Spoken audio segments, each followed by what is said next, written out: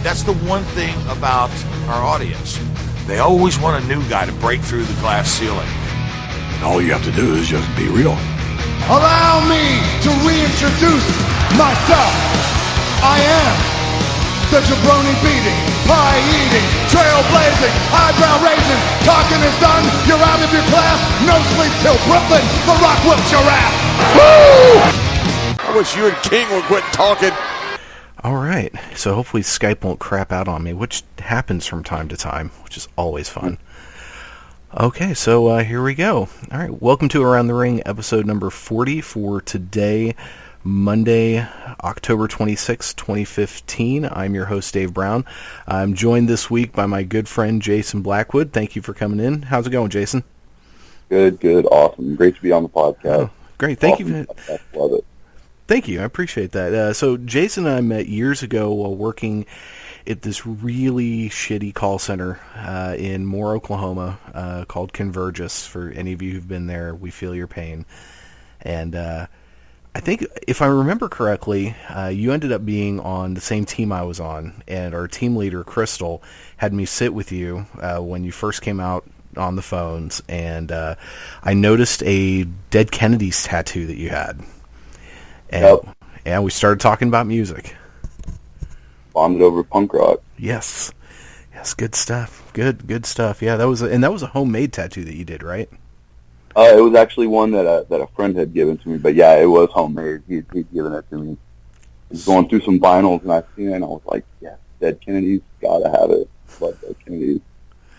You know, I do. You know, I have this whole. We'll get into wrestling in a minute, but I like the Dead Kennedys. There was a time I really liked the Dead Kennedys, but I've kind of gotten a point with them. They're one of those 80s bands that you listen to, and they're just such a picture of the time.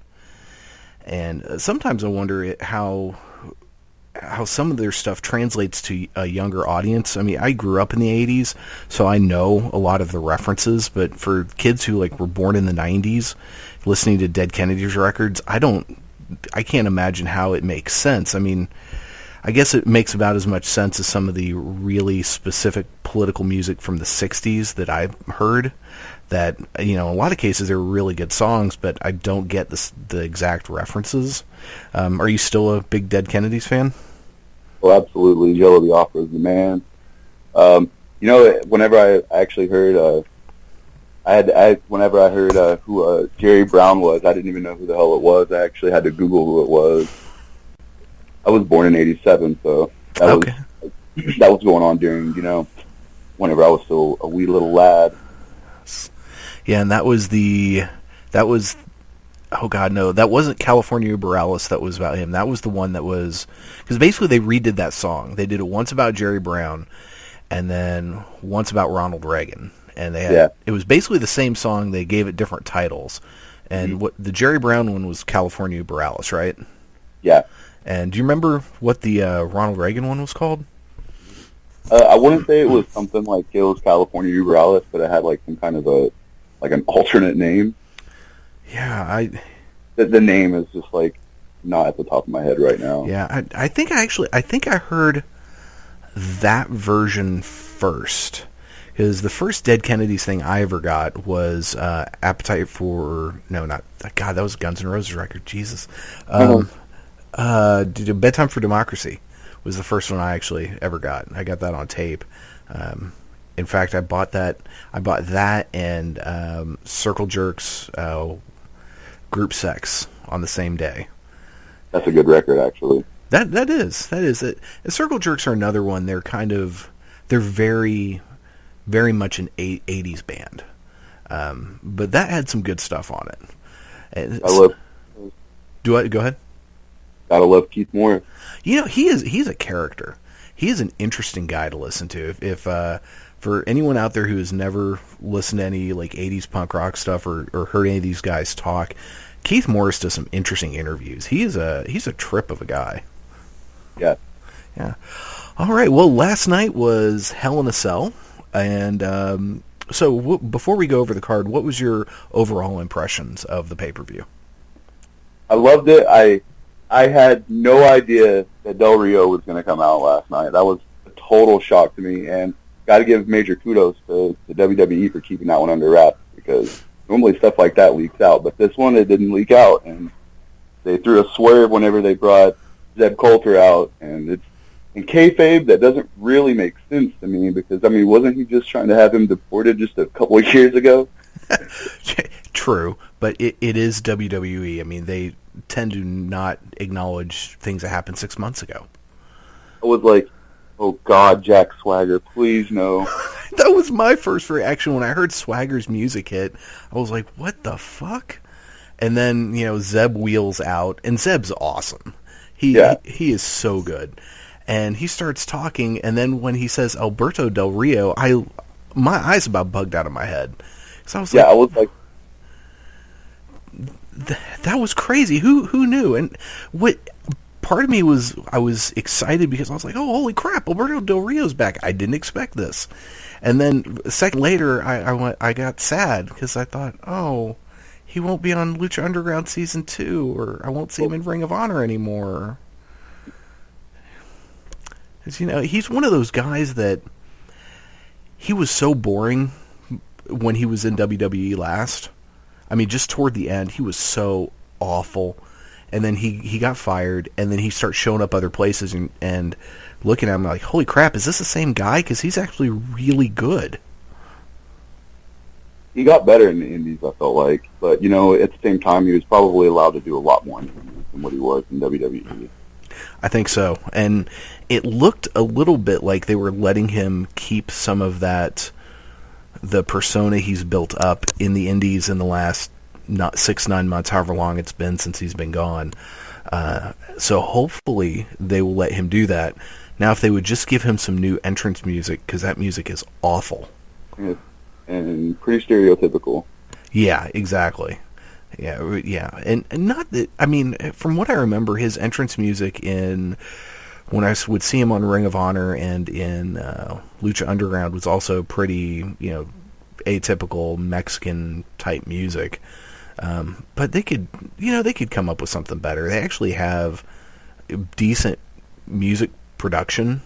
A lot of it's awful, but they always put together things that are well played and well produced. So hopefully something else will come of that. What'd you think of that match, though? The match was crazy. It wasn't the best match, but when he won with that super kick, my jaw dropped and stayed dropped for like a minute straight.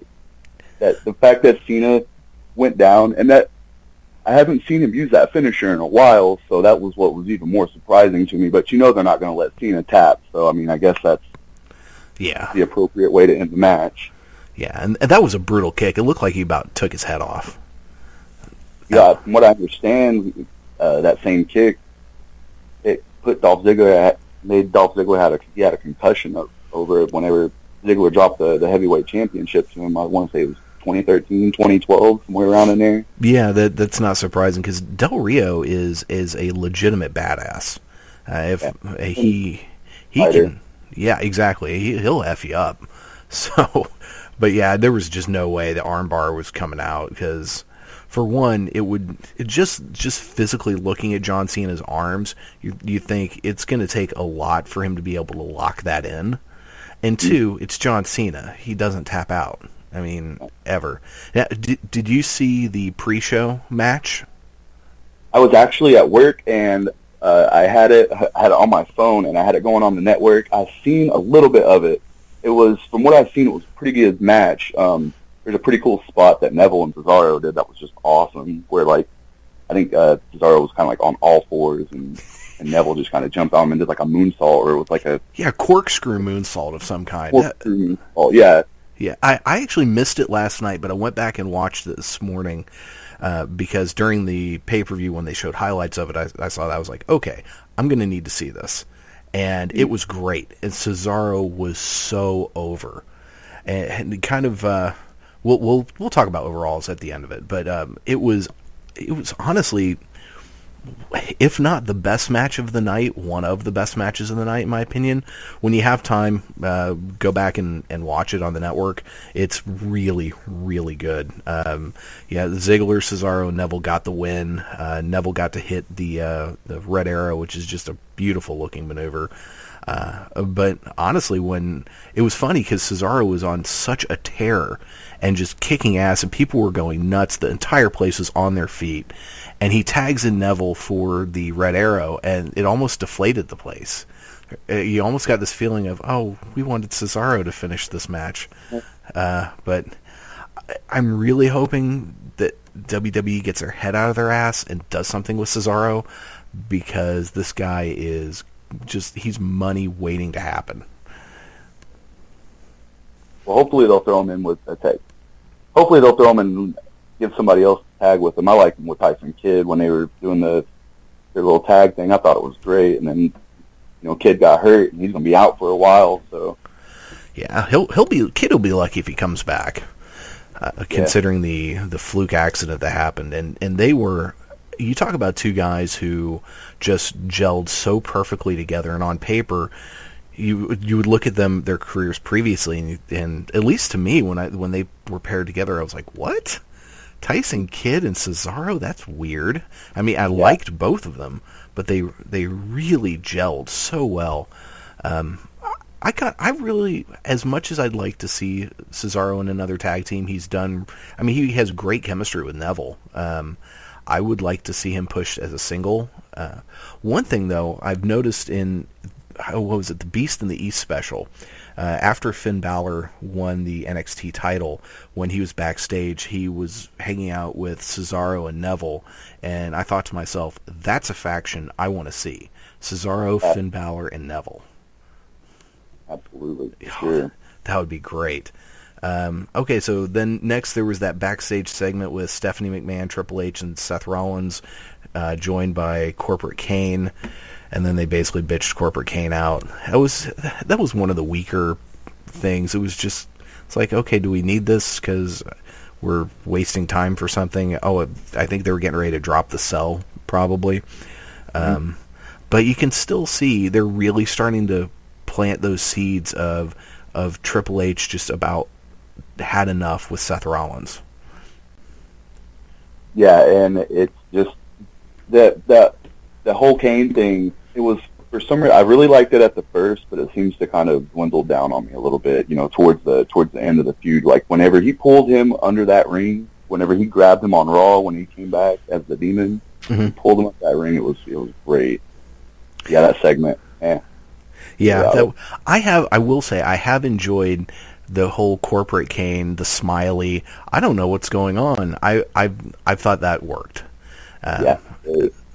So then we had the first Hell in a Cell match, Bray Wyatt against Roman Reigns. One thing I loved in this, and it was never acknowledged by the announcers because they suck, was that Wyatt came out wearing one of those face masks that the Shield used to wear on pay-per-views. Mm-hmm. And I just thought that was such a nice, subtle touch to try to get into, as a little stick to Roman Reigns. What did you think of this match? I thought the match was great. Normally, Roman Reigns is not the greatest wrestler, but he's getting better. He needs to do a little bit better on the mic. I thought it was good for what it was worth. That spear that he did off the apron through that table was great. The two just they went at it. It was a thing. Yeah, I liked it. I think the problem with Roman Reigns is I think someone and maybe many people in the organization really want to mold this guy as the next John Cena. And he has the potential to be a huge star, but not as John Cena 2.0. He needs to just be himself. And they're not doing this guy any favors by booking him in ways that make him like the Samoan Cena, which is really what they've done. And I thought there were a few points in this match that the way it was booked and the way he would get beaten down for a while and then he would come back, it was like Super Cena. And that, I think that bothered me because it's not letting you're not letting Roman Reigns be himself, because the guy's got charisma. If they don't script him, he can talk. But he just needs to be this kind of silent badass that doesn't talk much, that comes out and whips people's ass like he did in the Shield.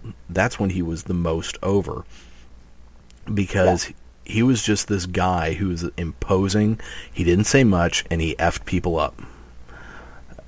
And he would say stuff, but just mostly in the ring, just shit talking, and that was great. I loved that. He would let Seth and Dean do the talking for him, and that's where it was at. Now he does these scripted promos, and he just sounds so basic, and there's no soul into it. He adds some more of his own words to the script, and he adds a little bit more feeling.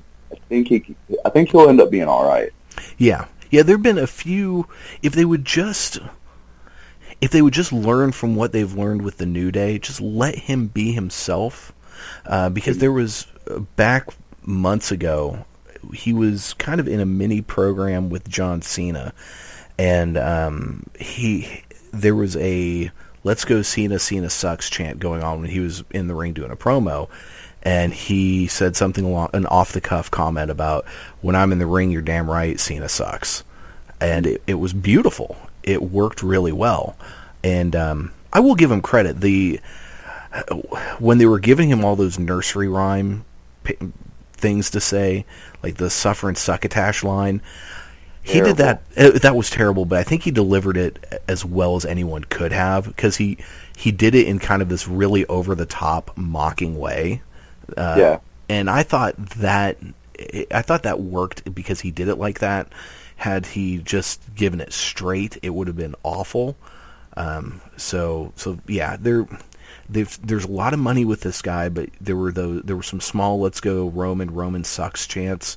I heard that, and that bothered me, because one, we don't need another John Cena, please, for the love of God, and two, it's just let this guy be him, And speaking of the New Day, they were up next. Roman Reigns won the match. I really thought Bray Wyatt should have won it, but considering what happened at the end of the main event, I'm okay with Roman winning. We then had the New Day against the Dudley Boys for the tag titles. Was it just me, or did you see a whole lot of New Day signs? Whole lot of them, and you gotta love that new shirt they got. Yes.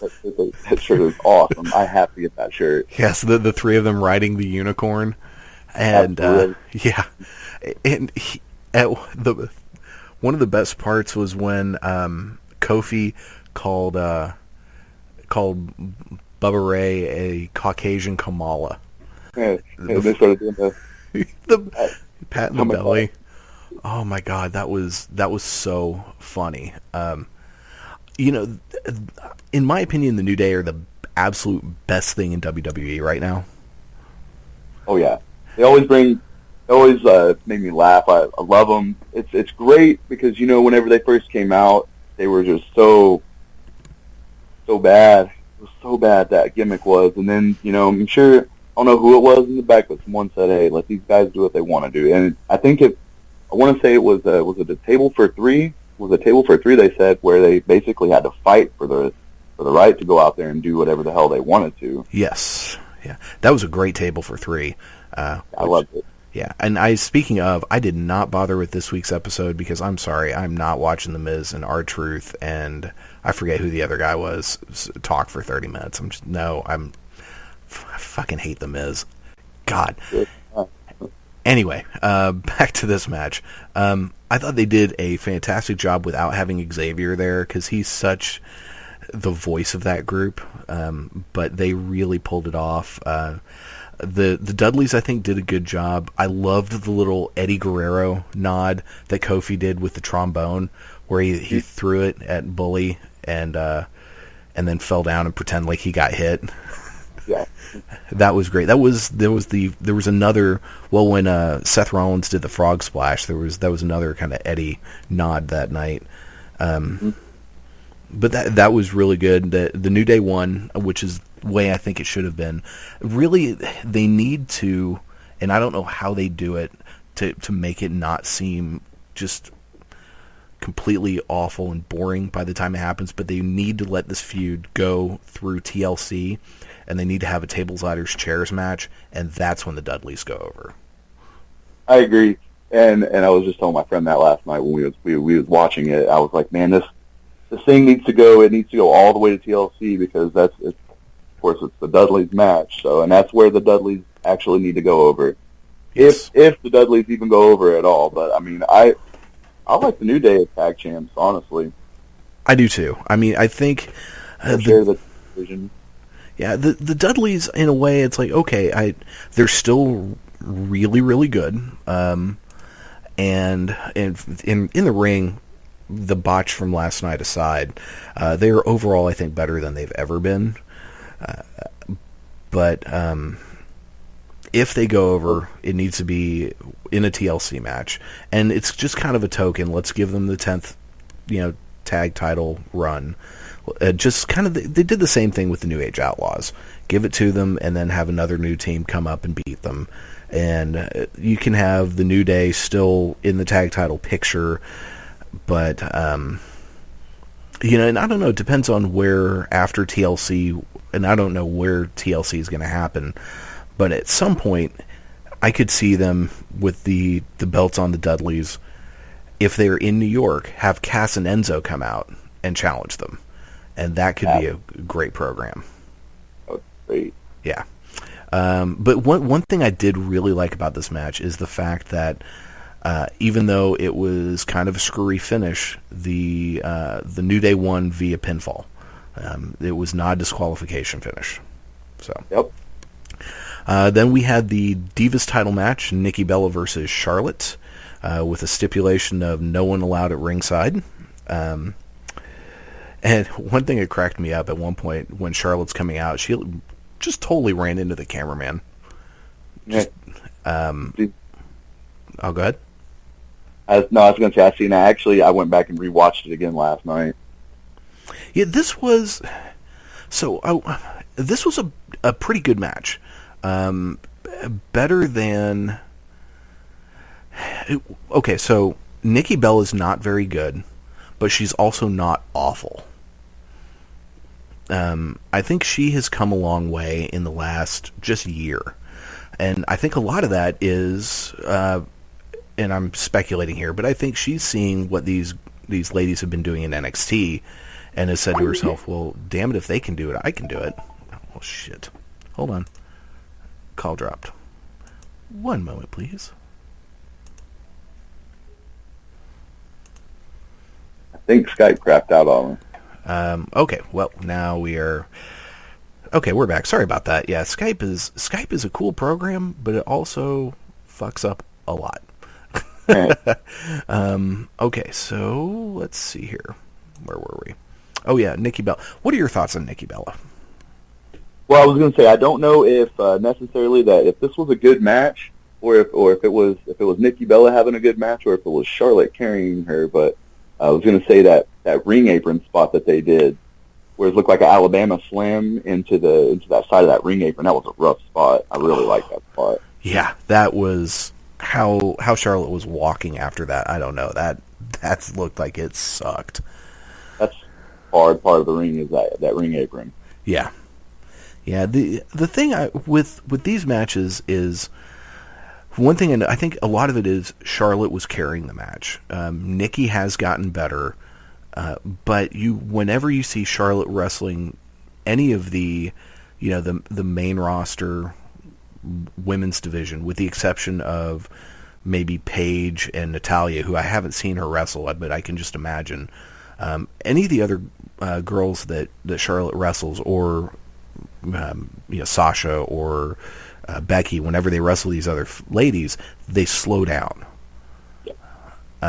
Because we know what Charlotte's capable of, which is a lot better than what this match was. And in fact, that really awful-looking figure eight, though it still looked like it hurt with the win, yeah, it was... Now, Charlotte wins. She keeps the title, which is what should have happened. I'm guessing it's going to be a program with her and Paige next. I mean, it was so weird because I was expecting Paige to nail her, but it never came. Especially with the thing that's been, it's been going on and off and on and off, and Paige is kind of playing the crazy chick role that AJ played back in the day whenever she was around. I kind of like it. I do too. I think Paige is best suited when she's playing that crazy, bitchy, anti-diva type character. And because I think that's kind of close to her personality, though. After having seen her on the Stone Cold podcast, she seems like a really nice person. Yeah. But yeah, I think at some point we're going to get her a full-blown turning on Charlotte, and that's going to be a good feud, I think. Yeah, those chicks can both go. I think it's going to be great. Yeah. So then we had, there was that really kind of awkward Roman Reigns, Dean Ambrose backstage, let's get a beer segment. Believe that. Yeah. I think the only reason they did that was so Dean Ambrose could be on the show. Yeah, it was kind of sad that he wasn't on the show. It really was. So then they were doing, throughout the night, they kept doing the scans of the crowd showing famous people. And they showed, at one point, they're like, Seth Green is here. Mm-hmm. And did you notice who was behind him? Max Landis? Yes. That was great. Mike, and of course, they're not going to mention the guy who put together Wrestling Isn't Wrestling. Yeah. One of the things that is you can show to someone who is not a wrestling fan and will help them understand wrestling. Everything, exactly. The Undertaker is the undead wizard. I love it. Yeah, exactly. It's just, that thing was amazing. And then his whole explanation of why people boo John Cena. Did you ever see that one? That one I haven't. No. That one's great. It's he basically was talking to Scott Snyder, who is a comic writer who writes for DC. And who's recently started watching wrestling. And I guess Scott didn't understand why people are booing John Cena if he's supposed to be a good guy. And so Max Landis just laid it out like, imagine Superman always being shown as the underdog, but he always destroys everybody. It was the best explanation for why people can't stand John Cena. So yeah, you should. It's on YouTube. You should check it out. But I loved that, and of course I'm sitting back chuckling, saying, "Yep, they are not going to acknowledge this man's existence." Mm-hmm. Though they should, considering how much good press he got them with that video. We then had the WWE World Title match: Seth Rollins versus Demon Kane. I thought Rollins got a pretty nice little pop when he came out. What'd you think of this match? Honestly, it was one of my least favorite matches of the night. It wasn't the least favorite match, but I don't know. I was expecting a little bit more. I don't like the fact that Seth uses the pedigree. It looks so awkward whenever he tries to use it on a bigger guy like somebody like Kane. Yeah, I agree. There were a couple of moments when I thought that he might bust out the curb stomp. There were a couple points when Kane was just in perfect curb stomp position, and I understand why they don't have him use that move on a regular basis. But I think that's one of those moves they should allow him to use every once in a while with someone who can take it. And you know that Kane is a guy, one, he's taken it before, but he's been around long enough he can take a move like that and not get effed up. Yeah. But yeah, I thought this was a pretty boring match. It had a couple of okay moments. The commentary was extra special awful during this one. Not that it's not always bad, but you get Jerry Lawler on there with Cole and JBL, and it's insufferable. And what's sad is Lawler used to be not awful, and I don't know if it was just the fact that he was playing against Jim Ross, if that he was younger. I don't know. This was just so painful. Michael Cole he's all right whenever Vince is in his ear. Exactly. Like, especially the Beast in the East, I thought he was great on commentary. Agreed, wholeheartedly. He and Byron Saxton did a great job on that show. One thing I found interesting, and I didn't do it this week, but I've been going back and watching old episodes of Monday Nitro. And listening to the way Eric Bischoff did commentary in those early episodes, especially the play that between him and Steve Mongo McMichael, I see that's like, I think what is the word I'm looking for? That's the what JBL and Michael Cole have kind of based their whole shticks on, whether intentional or not. But you can't go back and watch those old Nitros and listen to the way that Bischoff shills stuff and the way that they talk about matches and not kind of be reminded of what Cole and JBL do today.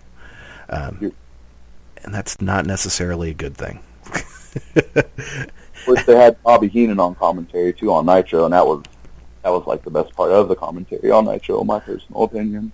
Agreed. At least when Bischoff was out there, I am a long-time WCW fan. I've always been a WCW fan more than a WWE fan, so I'm very partial to one Mr. Tony Schiavone.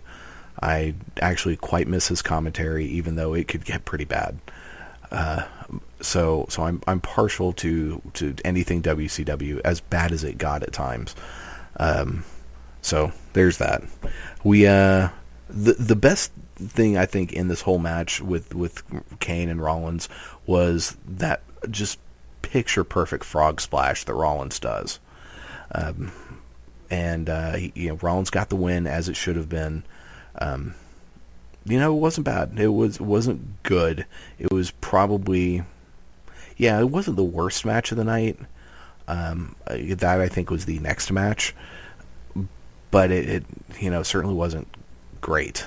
The table botch was pretty rough. That was. Yeah. I was like, oh man, he fell just straight off of that, and the thing just like fell over. It looked so bad. Those tables are gimmicks where like you can just set an iPad on those things and the daggum thing's great.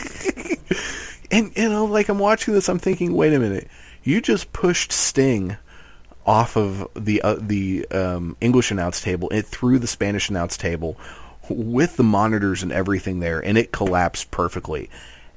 And then you take Kane, who is a much larger man than Sting, powerbomb him onto the table after everything's been taken off, and the thing just falls over. It was so sad. And I'm sure they did that because that bump Sting took last month was so sick. It was. That was... Man, on a side note, my hat's off to Sting for that match, because he was taking bumps he should not have been taking. Sure. But, so yeah. So then we go on to, the pre-show panel talked for a little bit. I really didn't pay attention to that. And I like all of those folks, the pre-show panels I really like. I like Corey Graves. I think he and Saxton have a great chemistry with Rich Brennan on NXT. I like his show. What is his show? Culture Shock. I like that. And I haven't watched every episode because some of the stuff he goes to I just don't care about. I like his tattoo show.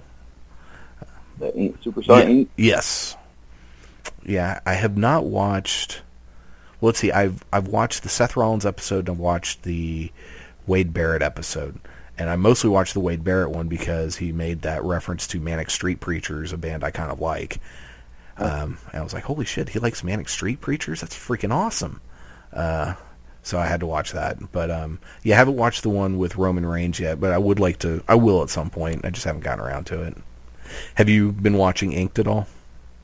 No, I haven't seen I've seen I want to say I've seen one episode, but I really haven't seen that because, tattoos are cool, but they're not like my big thing. But, it's all right for what it's worth. I like Renee's show a little bit better than that.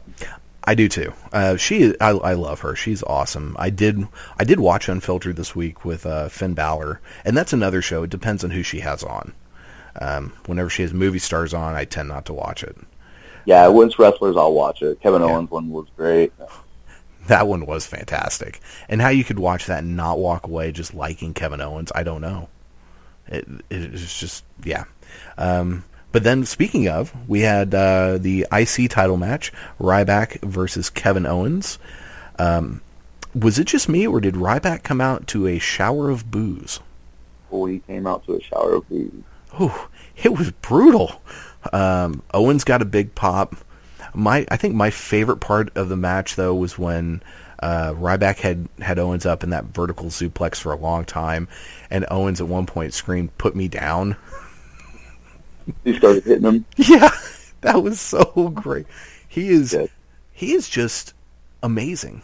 And it's because it's Kevin Dunn and Vince McMahon having their boners for guys that look like Cena and Randy Orton. If he was built like a Roman Reigns, Kevin Owens would probably be world champion right now. Yeah. Kevin Owens is great. I loved him when he was Kevin Steen in Ring of Honor.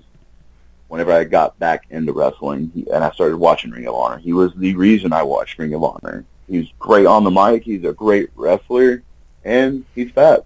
And a lot of people can identify with that, I think. Yeah, and also you see him and his wife together, gives every ugly man hope. Yeah, exactly. So yeah, he's great, and he does things in the ring that you just look at him, you're like, there's no way a guy that looks like that can do. But when he did come to WWE, he did lose a lot of weight. He's still a big dude, but not as big as he was. I love how he gives Michael Cole shit, which he did not do during this match, but those times when he'll just look over at Cole and start screaming stuff at him. He is such an old school guy in the way that he reacts to the crowd. He will yell things at specific people in the crowd, and just little comments like "put me down."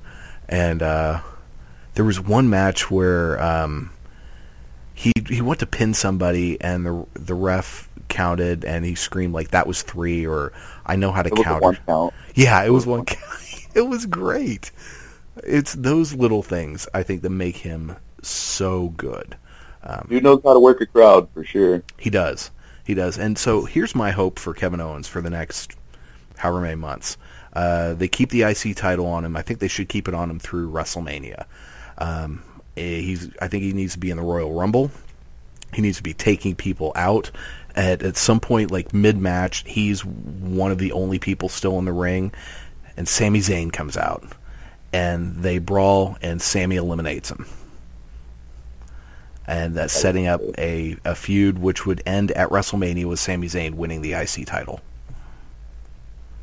Yeah, that would be awesome. I think Kevin Owens, like what they're going to end up doing is that's probably the route that they're going to take. But hopefully, they're going to take the match to WrestleMania. But knowing WWE like how I know them, they're going to throw the match away at like a Fastlane pay-per-view or something, much like how they did the last 2 years. Like they did with Goldust and Stardust, and then the year before that with the Shield and the Wyatt family. Both of those matches could have went on at WrestleMania and could have been great matches. Agreed. Yeah. That Goldust Stardust match was so bad. It was bad, but I think partially I want to say Goldust was injured. He wasn't injured during that match, but I want to say he was working hurt. Yeah, I think so. Though, because he's a lot better than that, and that just something was off that night. But yeah, hopefully, I agree. That's what I hope WWE does with Owens. I have very little faith in their abilities because they've shown way too often that they are just stupid. If they screw Kevin Owens over, hopefully, the fan base will get behind him, much like how they got behind Daniel Bryan. Exactly. There are a handful of guys that I almost think, okay, these guys are so good they can't fuck it up. Kevin Owens is one. I think Sami Zayn is one. Finn Balor is another. And I think I'll even put Bayley in that batch. If you screw up these 4, there's just no hope.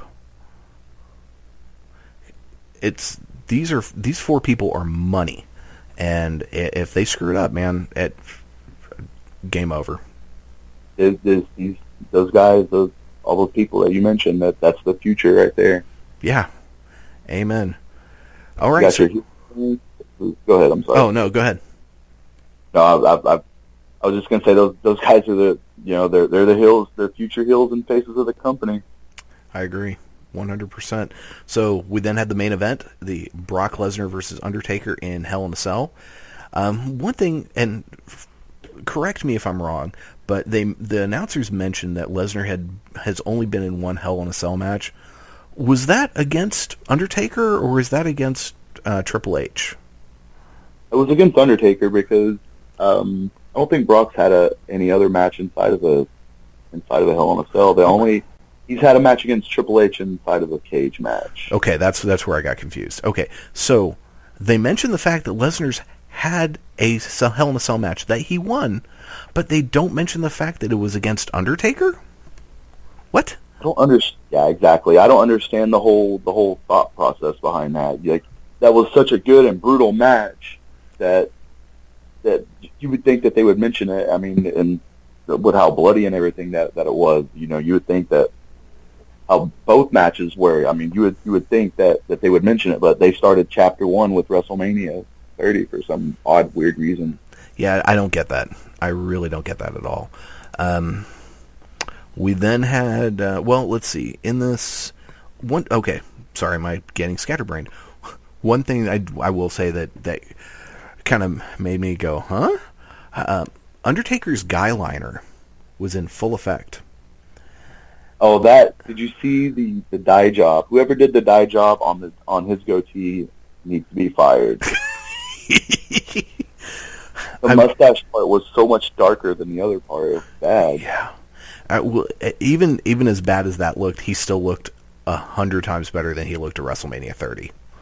Oh yeah, for sure. Yeah. Rough.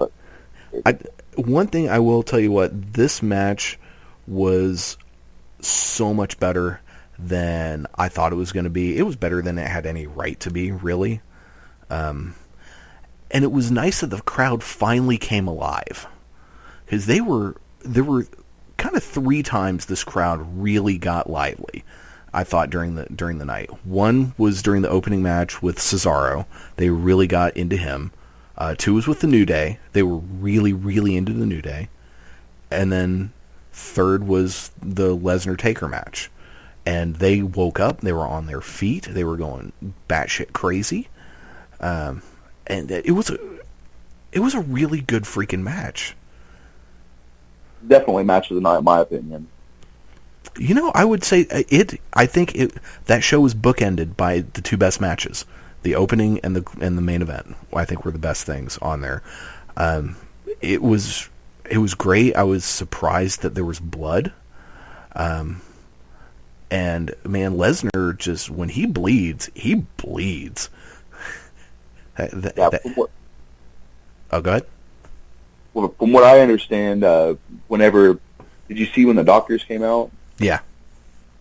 From what I understand, that was somebody, Vince McMahon supposedly was pissed that they bladed during the match, and he sent those doctors out there to tell them to calm the hell down. That's why Brock Lesnar just kind of shoved that doctor away, basically telling him to leave him the hell alone. Yeah, that was I saw those reports as well that Vince was really pissed. Kevin Dunn apparently was screaming bloody murder, which if those 2 guys are angry, it probably means something good is happening. But yeah, but what are they going to do? I mean, Brock Lesnar's going to walk backstage and he's going to look at him and go, "What? What are you going to do? You going to do find me?" Yeah. Find me? Fine. I'm whatever. You going to fire me? Okay. I'll be somewhere else making money. He and that's the other thing I thought was interesting with the Stone Cold podcast this last week. Did you get a chance to watch that? Yeah. Yeah. The Lesnar one, right? Yes. Yeah. Yeah. So Lesnar is a guy. I don't think he's a nice guy, and I think he gives no fucks about anyone or anything other than himself, his truck, his guns, and probably his family. Yeah. Dude is definitely he don't give a shit. You're right on that. One thing about the match I really liked was when they took kind of the matting off of the ring, and they exposed the hardwood on the ring. Oh my gosh, I was marking out for that. Loved it. Yeah, I loved it too. The only thing that took away from that was Taker's tombstone looked pretty bad. I think Brock's head was a good foot away from the ring. It was far away from it. Yeah, though I understand why they did that. Oh yeah. Yeah. So, but yeah, that was great. And then Lesnar got the win, which he should have. Absolutely should have gotten the win. He leaves barely. He even looks like he can barely stand up. And then he apparently has like 9 stitches across his head. He got gashed real big up in his hair area. So was that from blading? Was that from him blading? No, I honestly think that was when he had the stairs and he was about to come down on Taker and Taker kicked him and he fell backwards. That thing landed smack on his head. That did not look like a blading job because it was a big, deep cut. And it was not just kind of in the forehead area, which is where most guys blade. It was farther back. It was a nasty, nasty cut. It was a gash. Yeah. So that that had to suck, and that bump had to suck. But I loved how he, even though Taker needed to win, and he's still this unstoppable beast. He was barely moving after the match. Lesnar, and Heyman had to help hold him up as he was leaving. And then the whole bit with Taker in the ring, barely getting up, getting the huge ovation, the thank you Taker chants. And in a lot of ways, it felt like this could be it for this guy. This might be his last match. And he goes to do his little genuflect, stick my tongue out thing, and the Wyatt's music hits. Bray Wyatt comes out. And and I really hope they play it up, say where Wyatt tells him, "You think it was over at WrestleMania? We just started." And Wyatt's so good at the promos. I think he'll nail it. But the other thing I really loved when they were walking out, if you looked at the configuration, Rowan and Harper were up front, right behind Wyatt, and Strowman was behind them. So I'm glad that Rowan hasn't been demoted. And just from a height standpoint, it makes sense to have the tallest guy in the back. But I was really, when they brought in Strowman, because Eric Rowan got hurt, and that's why he had been out and not been with the Wyatt family. So when they brought in Strowman, I was really afraid that Eric Rowan was done for and he was going to get fired, because truth be told, he's not that great on his own. Yeah, I don't really. Yeah, he was way better. He's terrible as a face. He was way better whenever it was. I enjoyed him when he was in the Wyatts, and then when they split and it was him and Luke Harper and they were just doing their tag thing. I enjoyed that. Yes.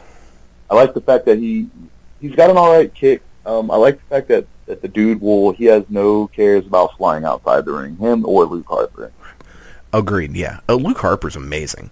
He's another guy that long term I think there's money to be made in that guy. He is an excellent worker, especially for, you look at him and you think, God, that guy's got to be old. He looks a lot older than a lot of these other guys. He's balding too bad. Yeah, and that is probably a lot of it, is he's just got bad hair. But he's awesome, and I loved how they came out. They surrounded the ring. They went in. They beat Taker down, and then they carried him out in the whole Jesus on the cross position. I thought it was great. I just kept waiting. I was like, okay, who's going to come out and make the save? I thought it was going to be Kane. Yeah, I thought, Kane. And if Sting wasn't hurt, I thought it would have been Sting. Because I would not be surprised if Survivor Series is, Taker has a team and against the Wyatts, and it could be Taker, Kane, maybe you get Sting in there, and some other person, I don't know who. But on the tour that they did in Mexico recently, Taker and Kane were tagging against the Wyatts. So I think this is going to be a good feud. Something's going to happen at Survivor Series with all of the talk of it being, the 25th anniversary of Taker's debut at Survivor Series, and all of this. So we'll see. And that was kind of the end. I was really kind of shocked that the Wyatts came out. I was not expecting that. I wasn't as shocked as when Del Rio showed up. But, overall, I think this was a pretty decent pay-per-view. I don't know if I would say it was fantastic. I think I actually liked SummerSlam a little bit better. But this was better than I thought it was going to be. That's for sure. I went in with zero expectations. And I ended up pleasantly surprised. Yeah, that me as well. What? You still there, Jason?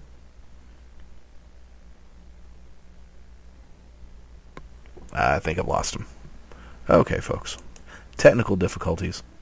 I'm going to... Yep, we lost him. So, all right. So, where were we? We were talking about... The finish. The finish. Yeah. I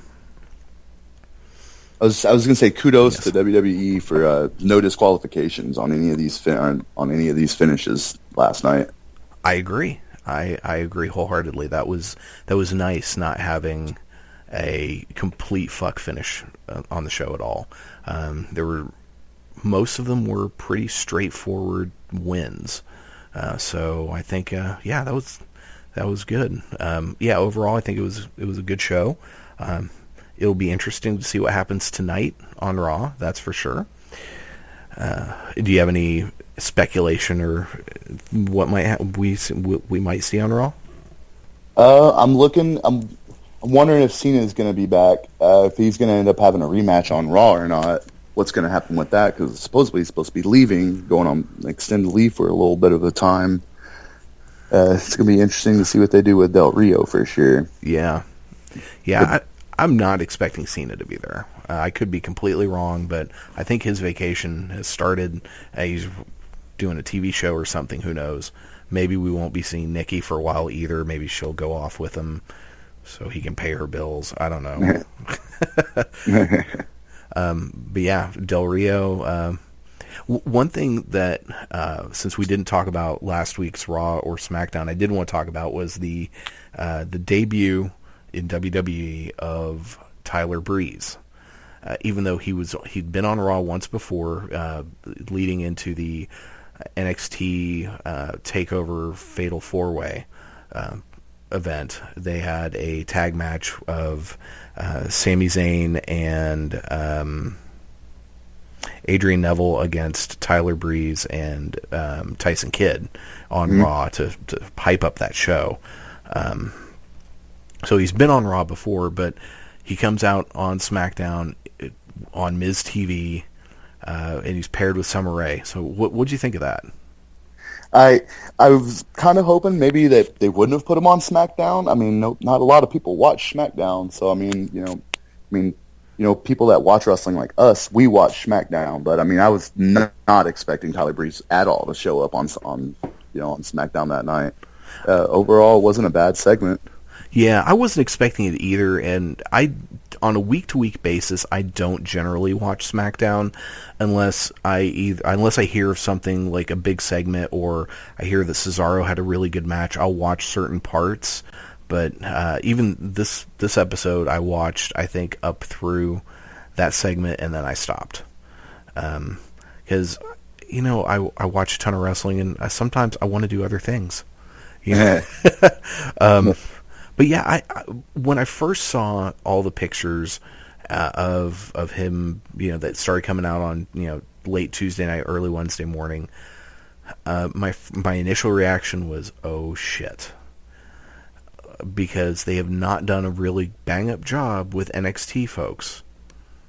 So Neville, for example. Exactly, Bo Dallas, Adam Rose. So there's a part of me that just is of the mind, let's keep NXT folks in NXT, and if there are a few people on the main roster, if they're going to keep screwing them up, let's just send them back. Neville, Bo Dallas, Adam Rose, Cesaro, let's just get them back in NXT where we know they'll be used properly and they'll have great freaking matches. But, this, I think, is going to work. One, Dolph Ziggler is one of the best people out there today. He's fantastic. And as great as he is, mixed with as great as Tyler Breeze is, you know these are going to be some hellaciously good matches. Absolutely. And one thing I was going to say about the Tyler Breeze thing is it really would have been better in my fantasy booking. I would have booked him as the guy for the U.S. Open Challenge. A lot more people would have, recognized who he was. And I'm sure he would have got a pop, during the pay-per-view had he been the one to answer the Open Challenge. Yes, yeah, I think. Well, there'd been a lot of speculation. His name was floating. Daniel Bryan's name was floating around, and then of course we got Del Rio. And something I didn't think about, but this morning I was listening to to Wrestling Soup's show from last night, their post pay-per-view show, and I think it might have been Anthony Missionary Thomas had mentioned that Del Rio got this big pop, if partially because there was a very large Latin part of the crowd. So if you're going to bring him back, debuting him someplace like Los Angeles is perfect because of the what's the word I'm looking for? Demographics of the crowd. Yeah. So that makes sense. And I would, Tyler Breeze, I would have loved him to have answered the U.S. Open Challenge. That would have been good. Daniel Bryan would have also been great. But there's a part of me that, as much as I want Daniel Bryan to come back, and I really, really do, I don't want it to happen until after the Royal Rumble, because if there is any chance of him being in the Royal Rumble, and he's not there or he doesn't win, if the last 2 years have taught us anything, the crowd, no matter where it is, will shit on that match so hard. No matter who wins, it won't matter because it's not Daniel Bryan. So let's just keep Bryan on the shelf until after Royal Rumble, please. Let's not have 3 years in a row where the Rumble gets completely shit on. Perfect example goes back to when Daniel Bryan didn't come out during the Rumble. I want to say it was 2 years ago, and they absolutely shit on Rey Mysterio. Yes. You don't boo Rey Mysterio. Yes, no, you don't ever boo Rey Mysterio. Yeah, that was so brutal. It was just, that crowd was, and how they wouldn't know that would have, yeah, I mean, I think they were still, at that point, there were still people in the back that were in Daniel Bryan denial. But this year's Rumble, and I think their thought process was get them knocked out early, let the crowd get their anger out, and then they can concentrate on the rest of the match. Well, they didn't take into consideration that they were in Philadelphia, one of the most ruckus towns in America for wrestling. So they screwed that Royal Rumble. They screwed that thing up on so many different levels. You have Bray Wyatt. They booked him great for like the first half of the match because it got to the point he had eliminated everyone, and he then got dumped out just willy nilly. It was ridiculous. Mm-hmm. And the way that match should have come down is it should have ended up being the final three should have been Daniel Bryan, Roman Reigns, and Bray Wyatt. The two baby faces team up to eliminate Wyatt. They have a standoff. They fight. Reigns eliminates Bryan. Bryan gets in the ring, shakes his hand, raises his hand, and tells him, kick Brock Lesnar's ass. I would much rather have seen Daniel Bryan put over Roman Reigns than Ryback. Oh, yeah. Yeah. Especially, when after Ryback won the IC title, he was out there putting him over pretty hard. Yeah. And I feel in a weird way, I feel bad for Ryback because I think Ryback is not as terrible as people make him out to be. He's not an awful worker if he's in there with the right people, but he's not as good as he should be right now. One, I hate his ring gear. He needs new attire desperately. He looks awful in that outfit. And not that looks, are everything, but that singlet on him just does not work. It doesn't accentuate him in a way. He is, especially when he takes that thing down or when he doesn't have all that crap on his arms, you really see how just jacked this man is. And his current gear, you don't see that. You don't see how huge, freakishly large his arms are, because you can't see anything around those fucking elbow pads. And reminds me, his singlet looks a lot like, you remember the Renegade? Remember him? Oh, God, yes. The rip-off of Ultimate Warrior? Oh, God, he was so awful. I just got the same terrible singlet. Yes. And I just recently watched, it was a pay-per-view, I think it was War Games from 95. I just recently watched that, where DDP beat the Renegade for the television title. Mm-hmm. The Renegade sucked. There was such a quandary in WCW at that time, because you had these guys like DDP who were really good. You had Brian Pillman, who was really good. You had, of course, Arn Anderson, who was one of the greatest of all time. You had Flair. You had Sting. You had Luger, and as people will shit on Luger, but I think Luger in WCW worked really well. But then you had the fucking Faces of Fear, the Dungeon of Doom. That shit, that was so awful. And you've got Brutus Beefcake in his Brutus Beefcake gear with face paint on.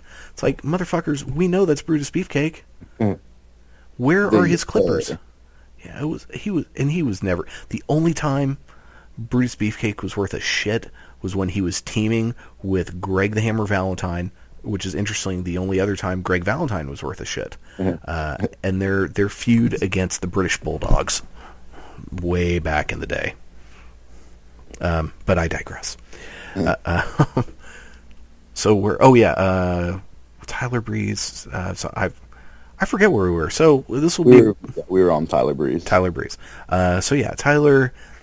I'm hoping they do something with Tyler Breeze. There's a lot of rumors that they have a lot of high hopes for the guy. And he's so good. He's a good-looking dude. He's good on the mic. He is great in the ring. I loved those matches, like the Fatal 4-Way was one, where he kept getting all of those near falls, and every time the pin wouldn't go through, he would have this meltdown in the ring. Those were just beautiful to behold. So yeah, I'm happy for the guy that he's up on the main roster, getting a bigger paycheck. I just hope they don't screw it up. And this will be a good way to segue into NXT.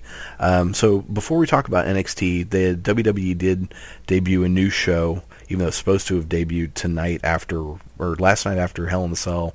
But they put it in the on-demand section earlier yesterday, the Breaking Ground, which is interestingly narrated by Captain Kirk himself, William Shatner, doing the whole behind-the-scenes look at life in the Performance Center, coming up as an NXT superstar. Oh, God, I hate that term. What do you think of the show? I actually liked it.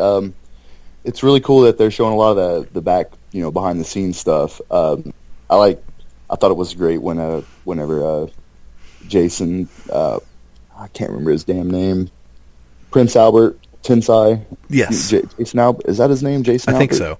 It's something Albert. Yeah. He's, from what I've seen on there, he seems like he's a pretty good coach. Couldn't get over how big of a douche Baron Corbin came out to be on that show, though. Oh my God, that and some of the vignettes from the last few months with him. That guy is a dick. Yeah, you watch that and you're just like, man, he does not play well with others.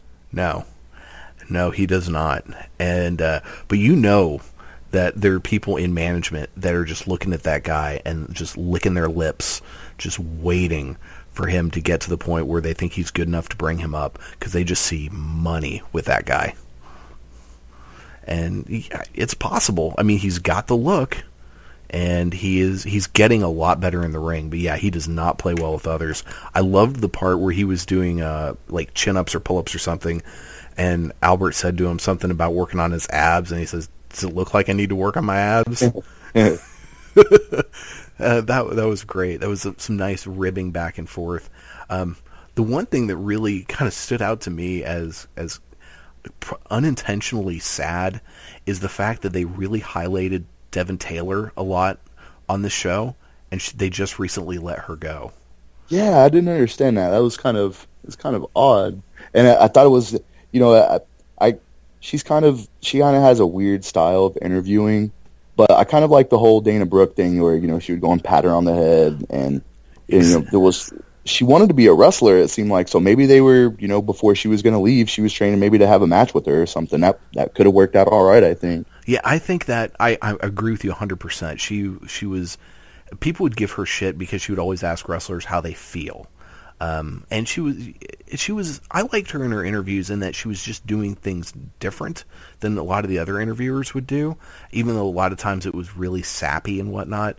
But her chemistry with Dana Brooke, I think that's what kind of helped put Dana Brooke over. And because Dana Brooke is someone who I think is getting better.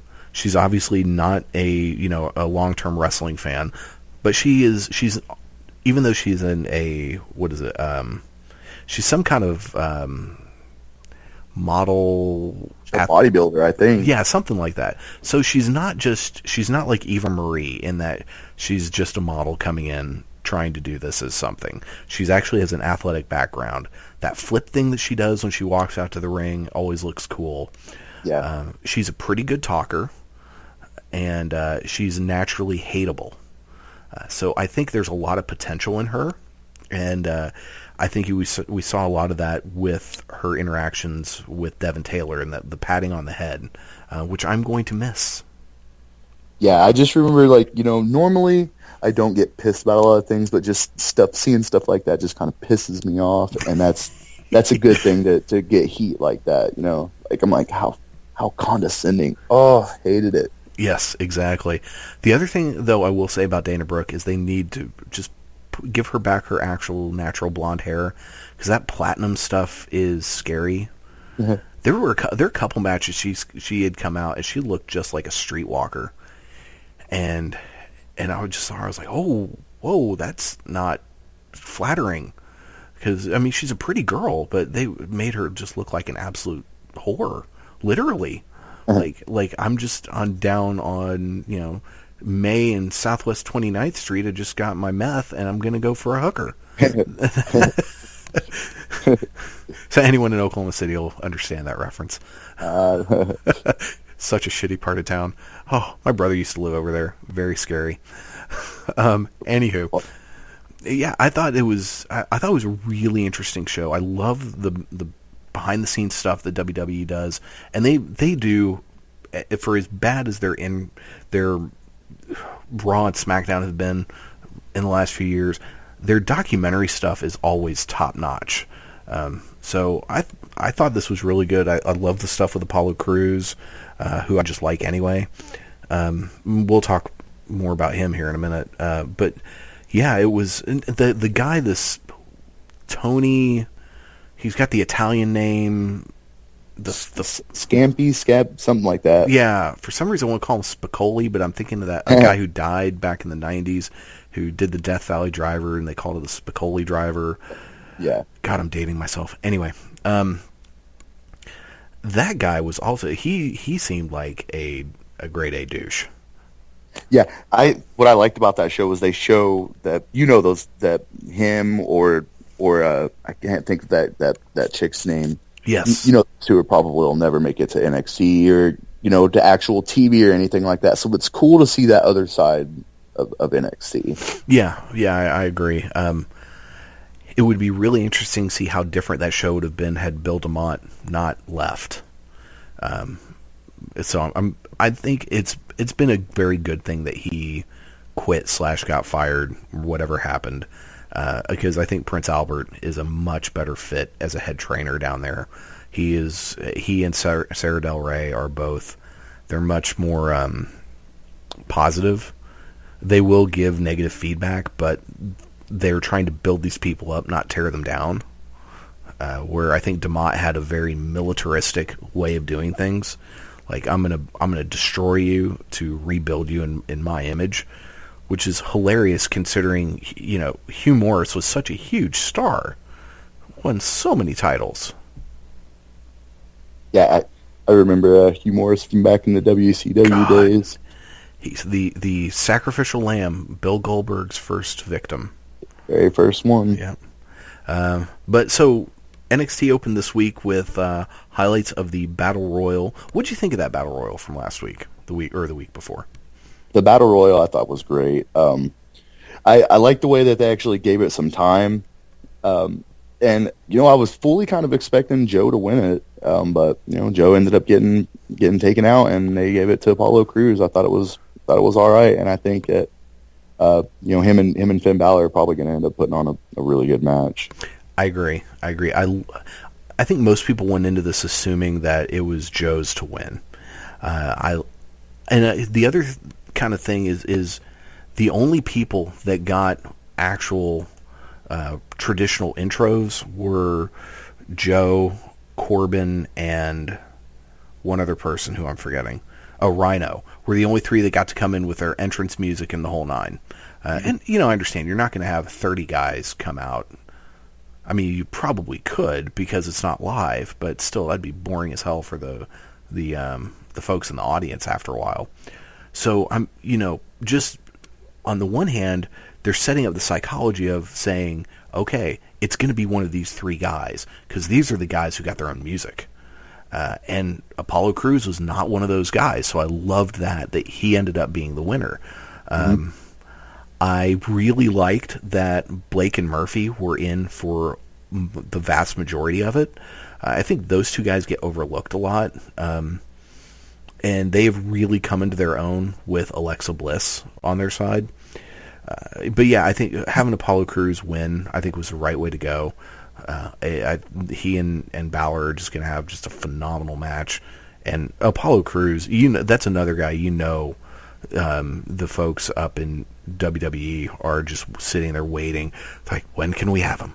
When can we have him? Mm-hmm. Please. It's Black Wrestling Jesus. He is going to come to save us all. Yeah, he's just ridiculously good. So after the highlights, we had Asuka against Billie Kay in the opener. I like how they did the little, how they do those little interview things where they split the screen and they had Billie Kay talking a little bit as she was entering the ring. I like that because I think they're setting up her and Peyton Royce and that other new girl who debuted last week, Evie. They're going to kind of take the spots that Charlotte and Sasha and Becky and Bayley have been holding. Because they've been on the indies. They're actually all really good in the ring. And I think you're going to see them kind of move from being the jobbers, the enhancement people, to having good matches. So it was nice to see them do that for Billie Kay. But I mean, it's freaking Asuka. This chick is amazing. Yeah, Asuka's great. I like how they're doing it. They're making her seem like she's like a crazy person. Yes. Yeah, the part where she got hit or something, I forget, and she just staggered, looked up, and did that just devilish smile. It was like the match she had at Takeover with Dana Brooke when Dana Brooke slapped her, and the crowd started chanting, "You fucked up." Yeah, it was a stiff match. Yeah, but this match with Billie Kay, I think it was good in that it was a good showing for Billie Kay, and it makes her start to look like a viable competitor. But in the end, Asuka, tore it up. At some point, I'm really hoping we're going to get an Asuka Bayley match. I think that could be incredible. But we'll see, though. We then had a Baron Corbin vignette, which also continues to make the man look like a douche. Mm-hmm. We then had Tyler Breeze doing a backstage promo on Samoa Joe. So I like that whenever they're transitioning some of these guys out of NXT up to WWE, they're still letting them continue some programs in NXT and kind of having do a segue, allowing them to finish things up in NXT while they're starting things off in the WWE. I think that works better than just cold turkey going from one to the other. Yeah, they're actually transitioning these guys. Exactly.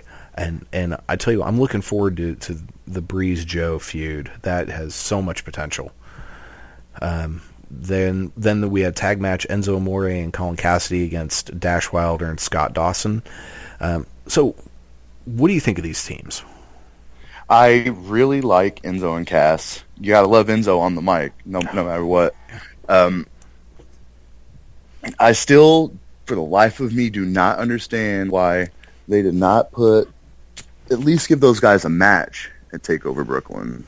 Like, that one just kind of straight confused me. Yeah, putting them on the pre-show, which was the following week's episode, was crazy. And if you weren't going to put them in actual TakeOver, why not put them on Raw?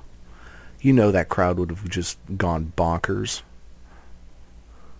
Yeah, absolutely. But so, what do you think of Dash and Dawson? They're okay. They're just, I don't know. They're sort of generic to me. Yeah, that was my first thought, because I remember the first real win that they got was over Cass and Enzo, and I was just looking at these guys like a couple of absolute jobbers, because this is something that NXT, I think, is doing with some of these guys, is the people who aren't already really well-known, well-established indie guys, they're making them come up as enhancement talent, and then one day getting a fluke win, and then moving on, a la Blake and Murphy. That's exactly the point I was going to say, is, Blake and Murphy, I really didn't care for them too much, and I mean, I'm still, they're not my favorite tag team in NXT, but, they're slowly making their way up. They got that win against the Vaudevillains, and it's just, there's the tag division for me is just, it's so weird in NXT. It's just, I don't know. It is kind of weird. I am, when the announcers first started comparing Dash and Dawson to the Brainbusters, to Arn Anderson and Tully Blanchard, my feathers immediately ruffled, because Arn Anderson is my favorite wrestler of all time. So I'm like, you have the audacity to compare these two jamokes to Arn Anderson? Really? But the more I watch them and the more I see some of their promos, I'm actually starting to really like these guys. I like their throwback look. The fact that they dress like Arn and Tully throwbacks, I think it works. And this match was a good match. I like that Cass and Enzo got the win, but that Dash and Dawson did the absolute beatdown afterwards. And I don't know if it was during this taping or what, but apparently Colin Cassidy has gotten hurt. Apparently has a broken leg, which if that is true, and I haven't read any new reports on it recently, that's going to kind of suck. Well, one, it sucks for him because his freaking leg is broken. But two, him not being on TV is going to not be good. That having been said, that all that time when Enzo was out and hurt, it gave Big Cass a chance to shine on his own. So when Enzo came back, they were a much stronger team. So hopefully they'll use this time to let Enzo do some things, improve a bit in the ring, or let people see that he's better in the ring than he gets shown in most matches. And then when Big Cass comes back, they can eventually then make their move to the main roster. And maybe, I don't know, WrestleMania wouldn't be a good point. The day after WrestleMania wouldn't be good this year since it's in Texas. But just the next big event that's in New York or New Jersey, it needs to be when they bring out Cass and Enzo. Yep.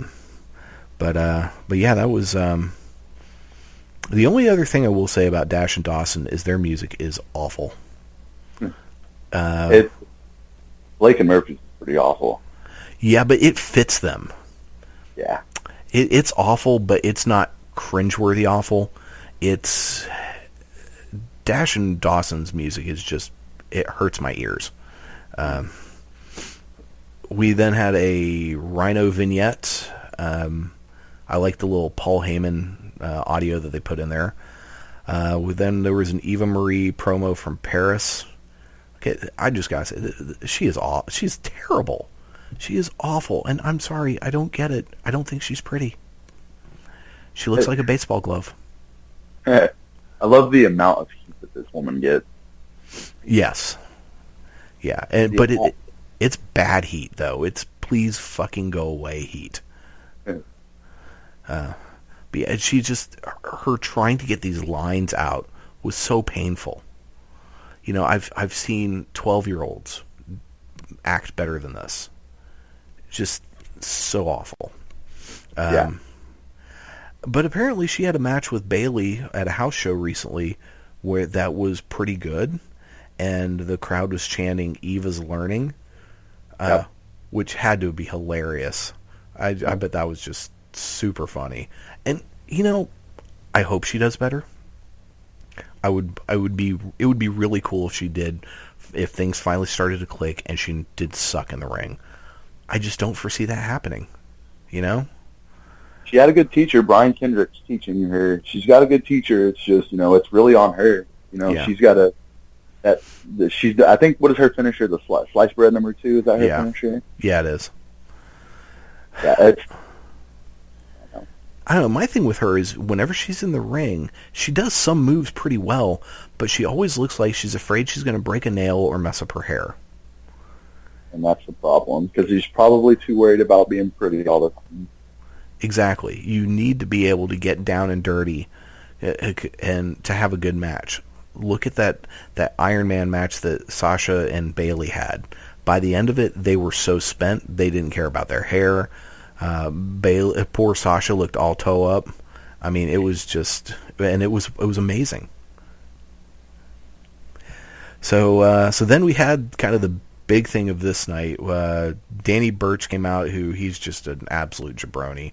But when he got his an entrance with his music, I was like, huh, are they actually gonna do something with this guy?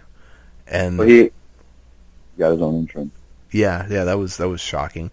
And then came out James Storm. Yeah, there's a lot of people that were speculating on him to take the U.S. Open Challenge, and I'm just like, there's a lot of people that might not know who this guy is. Yeah, exactly. It's one thing. The U.S. Open Challenge. Yeah, he would not have been good. And honestly, I don't think he's ever going to go to the main roster. I think he's going to end up being a guy kind of like Rhino that they use as a veteran in NXT to help make the younger guys better, which is where he needs to be. It's not that he's an old dude, but is really the casual fan going to get into James Storm? I don't think so. He's really good. Personally, I don't really care too much for him as a singles wrestler. I thought he was really good in tag matches when he was in tag teams when he was in TNA. Mm-hmm. Yeah, and maybe, hopefully, they'll sign Bobby Roode and they'll bring him in and they'll have beer money. And you're right. It's with the speculation of him being one of the people to do the U.S. Open Challenge. It's one thing for him to show up at NXT, which is one of the smartest crowds in all of wrestling, to a huge pop, versus him showing up in Los Angeles, which is a relatively smart crowd, who the majority of the people there wouldn't know who the hell he is. Yeah. So yeah, that wouldn't make any sense. But he came out, huge pop. I loved the way the announcers talked it up. I love that no love is given to TNA no matter what. It's just a matter of time. And do you watch TNA? I can't do it. I can't do the 6-sided ring. It's just too over gimmicky for me. Exactly. I'm right there with you. 100%. I hate the 6-sided ring. I don't like it in AAA. I hate it in TNA. GFW's got one too, and that's just going to be... Of course they do, but does anyone honestly think GFW is going to do anything? It's fucking Jeff Jarrett, for God's sakes. He sucks. I have never liked him. He's a poor countryman's trying to do a Ric Flair impression.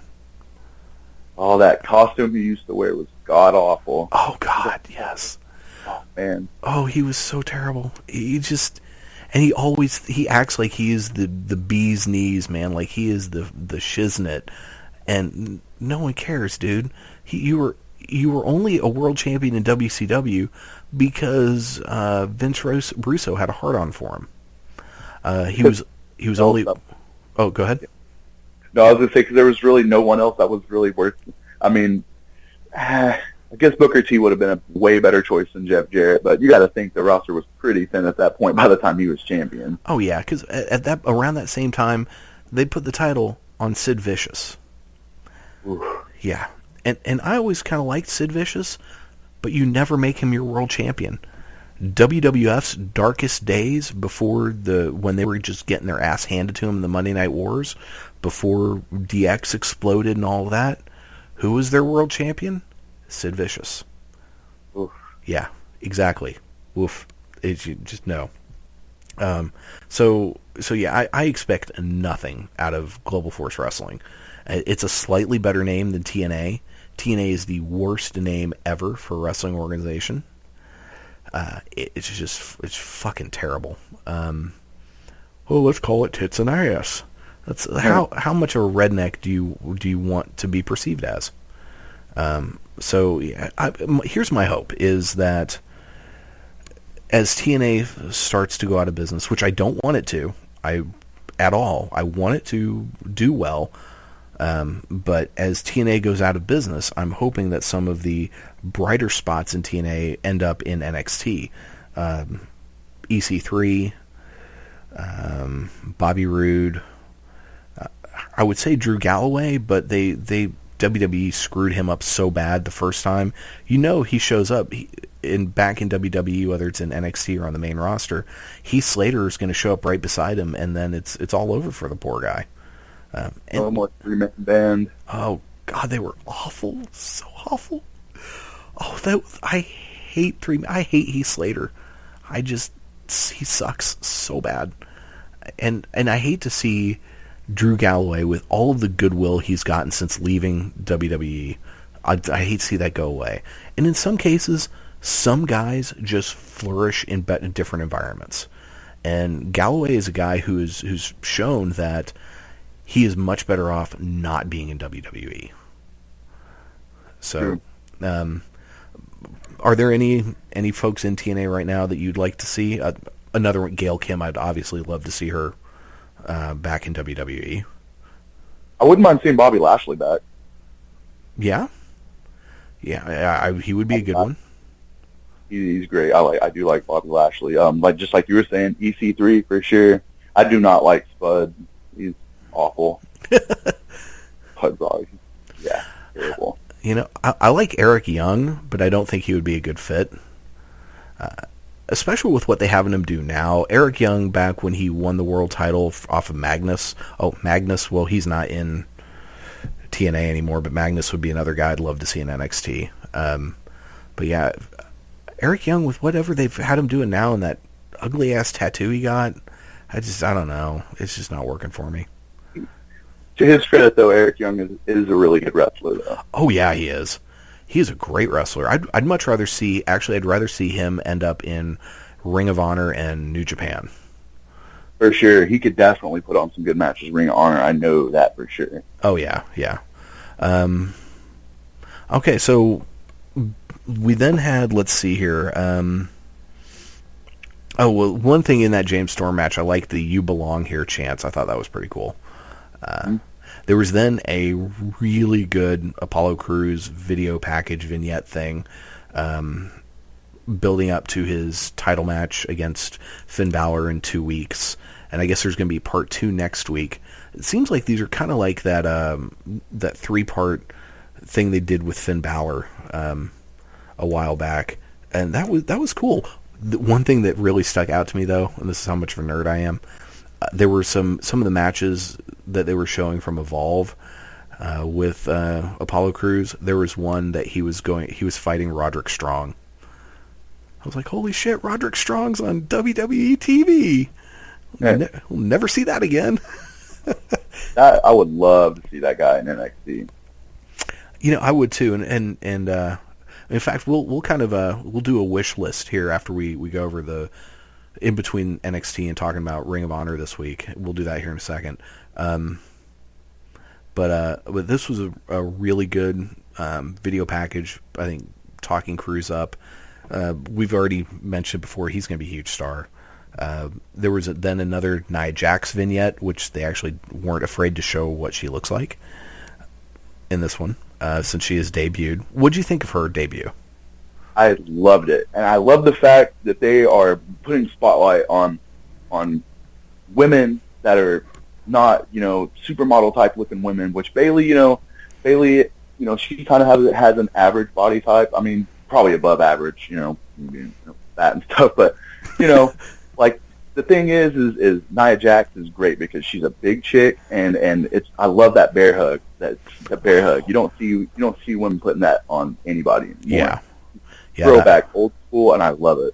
Yeah, that was good. The only thing I will say, she needs new ring attire because what she's wearing is not flattering, and it's almost got this whole frou-frou sense to her, and she needs to just be, I'm going to freaking kill you. Is she related to The Rock or anything? She is. She is of that Samoan family. They're cousins. They mentioned that actually during her match. But yeah, she has a lot of potential, I think, and I agree with you. I love that they are highlighting people that aren't just models. And let's talk about Charlotte for a second, and not to just talk about people's looks. Charlotte, who is a pretty woman, but she is not your average model-looking lady. She's rougher around the edges. And she actually looks like a chick who would just F you up. Oh, yeah. She's real lanky, tall. She's real tall, and she's got a lot of reach. Especially She does. If you look at her, wrestling some of them smaller chicks, and you're just thinking, golly, this chick's massive compared to some of these other girls that she wrestles. Yeah, she is. She's taller than her dad. Makes me wonder how tall her mom was. Yeah. And one of the things, she is one of the few people. And I don't know why I notice these things, but she's one of the few women wrestlers that when she gets in the ring, she climbs in between the top and the middle rope, where most of them climb in between the middle and the bottom rope. I never noticed that. Yeah, and I think mostly it's because she's so freaking tall. Right.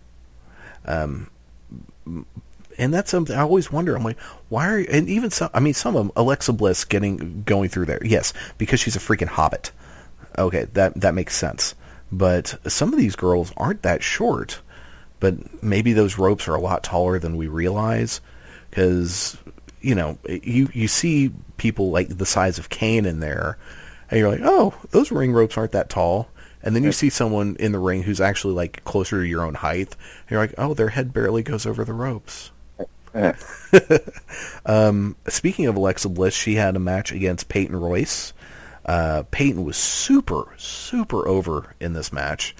And this was a good match. Alexa got the win. I like her little sparkle splash thing. She got on the mic afterwards, talking trash. It was something, I watched NXT this week after I had watched Ring of Honor. And there's a vibe that Bliss, Blake, and Murphy have that really reminds me of Maria Kanellis and the Kingdom, the way that she kind of orders Matt Taven and Michael Bennett around. Not as much Adam Cole, and we'll talk about him later. Skype is turning heel on us. It is. It hates us. Bastards. Okay.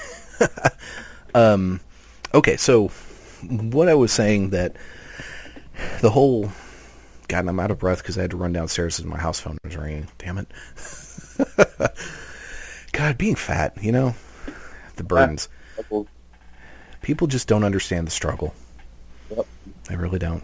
But I think Alexa Bliss today, or when I was watching NXT from this last week, she really reminded me of Maria Kanellis with the Kingdom, and they're just the vibe there. And I think that's a good thing because Maria and the Kingdom work really well together, and I think Blake and Murphy paired with Alexa Bliss, it's what all three of them needed. Alexa wasn't doing much as a babyface, and Blake and Murphy needed a mouthpiece because they're not great talkers. And it just works perfect. And she comes off, she is just that spoiled, rich cheerleader chick from high school that is just so full of herself, and she plays that character so beautifully. You love to hate her. Exactly. And every time I watch her, I'm like, my God, she is so good in this role. So yeah, I'm looking forward to seeing what she and Bayley have coming up. I think that's going to be a pretty interesting feud. I liked that they immediately transitioned Bayley after the Sasha match into a new feud, and I was actually glad that it wasn't Dana Brooke. I was even more glad that it wasn't Eva Marie. So Alexa Bliss was a nice choice. We then had the main event, which was Baron Corbin against Rhino. Corbin won after kicking out of a gore and reversing another one into an end of days, which was pretty badass. That's when he does that end of days, and he just kind of holds people there with their feet dangling in the air for a second. Doing that to a guy like Rhino, that's impressive. That's impressive for sure. Yeah. So, what do you think of this match? They both put on a really good match. Definitely let Baron Corbin, get a little bit.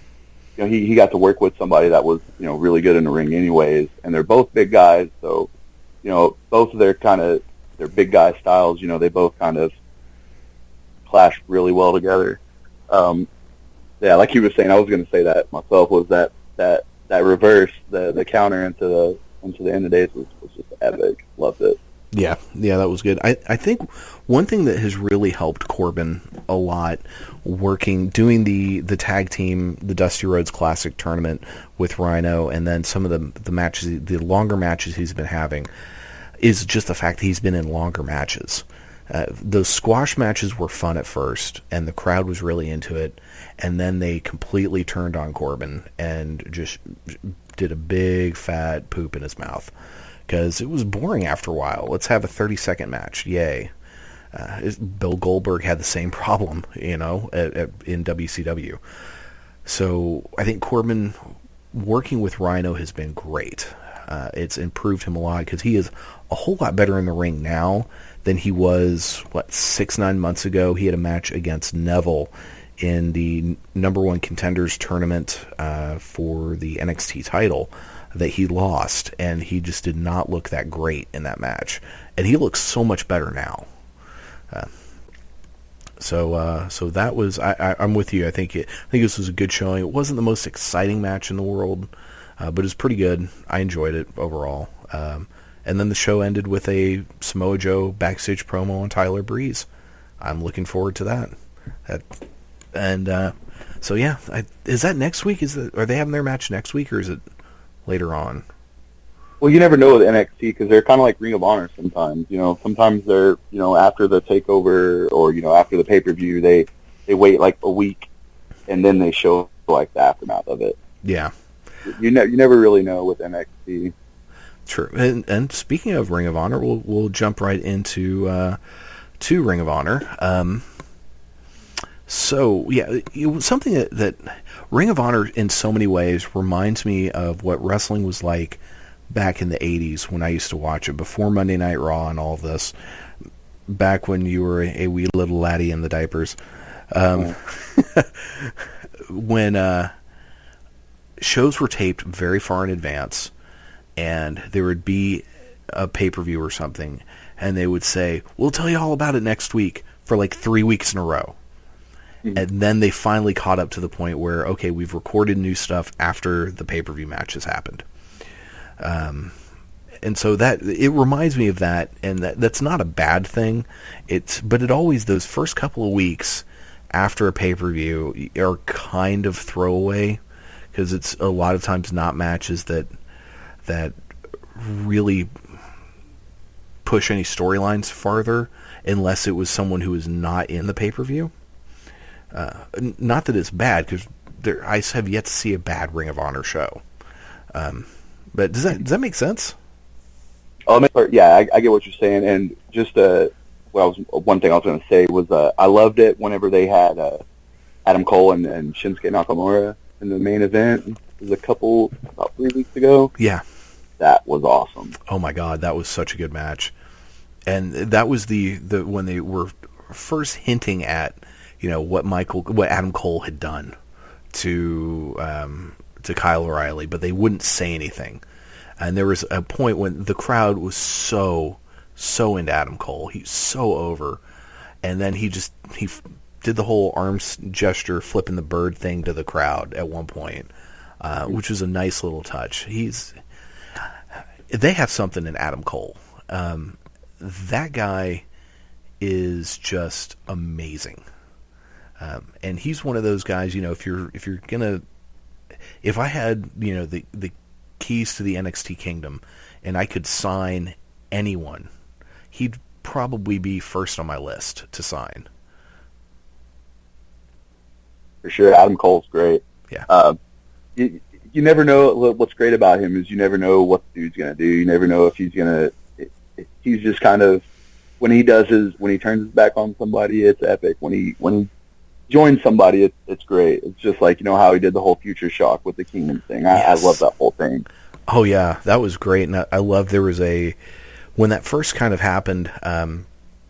It was, I guess there was a 6-man match, the Kingdom against Red Dragon and, I want to say it was Red Dragon and Michael Elgin, or was it Red Dragon and, I think it was Red Dragon and Elgin, or it might have been Red Dragon and AJ Styles, I can't remember who it was. But afterwards, he was shaking Kyle O'Reilly's hand, and it was when they were really first starting the dissension with Cole and the other Kingdom members, and the crowd was chanting, "Leave the Kingdom."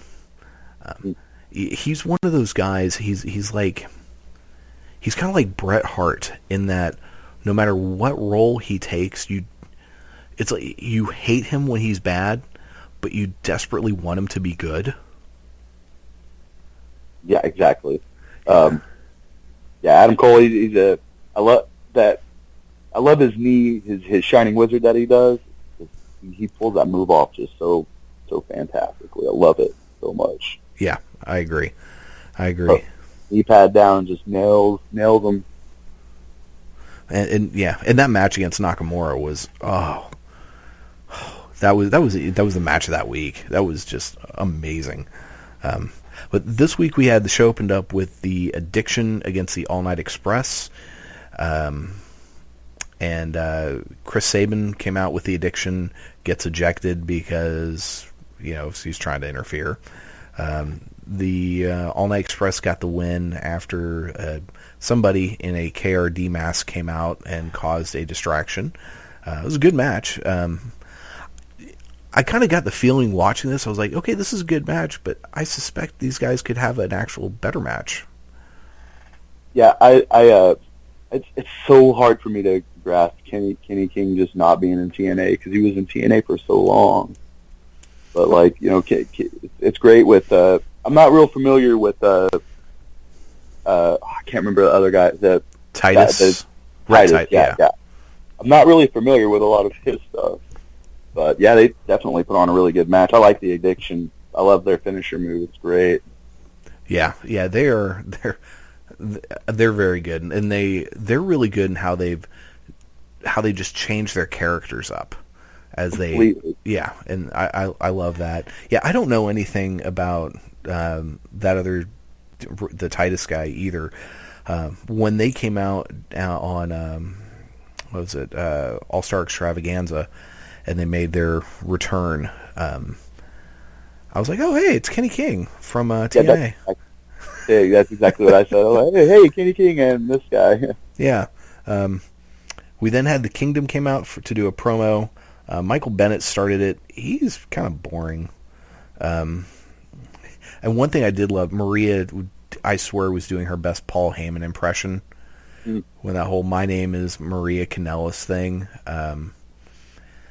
Taven got on the mic. He wasn't bad. He's a little bit better than Bennett. Taven just reminds me of like a late '80s, early '90s hair metal rocker guy. Yeah, for sure. He has that look. Yeah. But then Adam Cole got on the mic and made them all look like bitches. All of them. And Maria's the only one who can come close to Cole on the mic, and she's not as good, anywhere near as good. He talking trash. I did like how Bennett basically said that they're all snakes and you can't trust them. I thought that was the best thing he mentioned. So then Red Dragon came out, super pissed, and almost a brawl. Adam Cole challenges Red Dragon to a 2-on-3 tag team match, which brings out Michael Elgin, and they'd been talking smack about him too.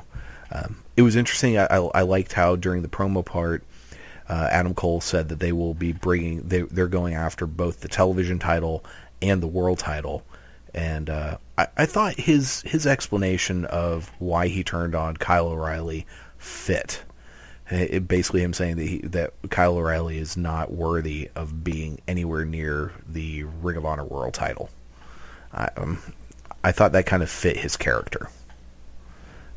What I liked was when he, I want to say it was Adam Cole, took a shot at Bennett, or took a shot at Michael Elgin. Basically told him, he's like, you had to go to Japan to get relevant again and come back. Yes, that was good, and that's true though, man. Michael Elgin just hit a really rough patch there. He was, was world champion for a while, and lost to Jay Briscoe, and then I don't know if they creatively didn't know what to do with him or what, but yeah, he went off to New Japan.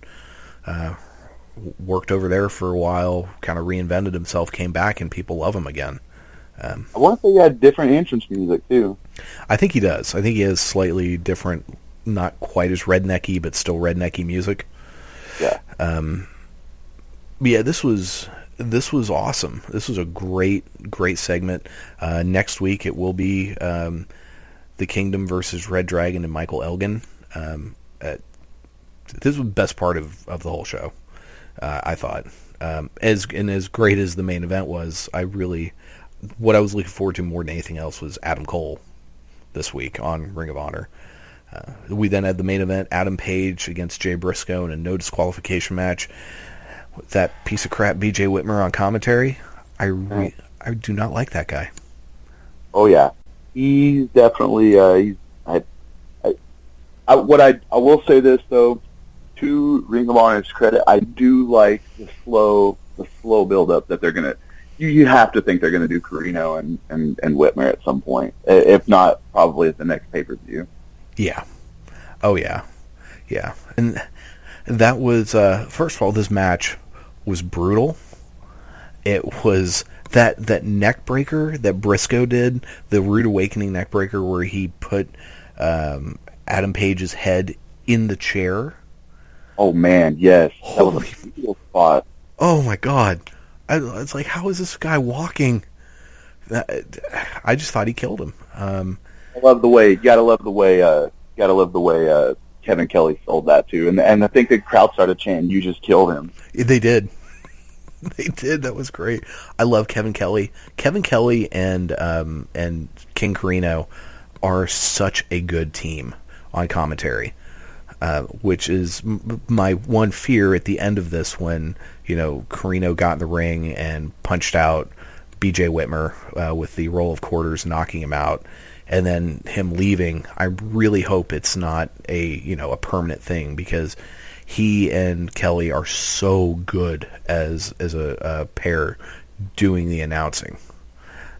It'll be a detriment to the show. I mean, granted, if we get a couple of weeks or maybe even a month where Nigel McGuinness comes out and it's Kevin Kelly and Nigel McGuinness, that'll be fine, because Nigel's really good on commentary as well. But I just love the chemistry those two have, and Carino is just hilarious. The way he's just in love with Adam Cole and the Young Bucks, and yeah. But so this was just a brutal match. Briscoe did win. It took two J Drillers, one of which was from the apron through a table. That was a rough spot. God, that was a rough spot. I love that spot though. That was. I will agree with Jason Solomon, though, that probably should have been the finishing spot instead of one more J Driller on the mat. But it still, either way, it told a great story. And is this going to be the end of Briscoe and Adam Page? I don't know.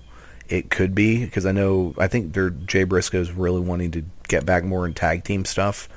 But it was such a good match, and it really made Adam Page look like a very serious contender.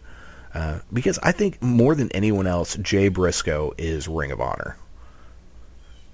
Yeah, I I loved how Kevin Kelly was, he was shouting at B.J. Whitmer. He did this without your help. He did it without you. Yeah, that was great. That was great. And God, the heat that those two have is.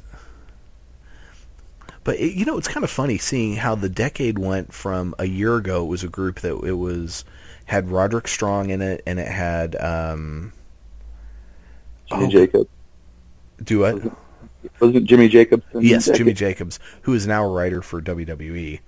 Right. Boy, he's got to be lost in that mess of 40 people. Yeah, I know it. But they went from those three, because the core of it was Jimmy Jacobs, Roderick Strong, and B.J. Whitmer. And then B.J. brought in Adam Page, and then Roddy turned face and left, and then Jimmy Jacobs just disappeared because he got signed to this other deal where he didn't have to get the crap beaten out of him every week. So now it's B.J. Whitmer, Adam Page, and Colby Corino. So it makes me wonder if they're going to bring in someone else. But I don't know. In so many ways, Whitmer has this "Can you please go away? We hate you" heat. Yeah, you just want to punch the guy in the face. You do. You do.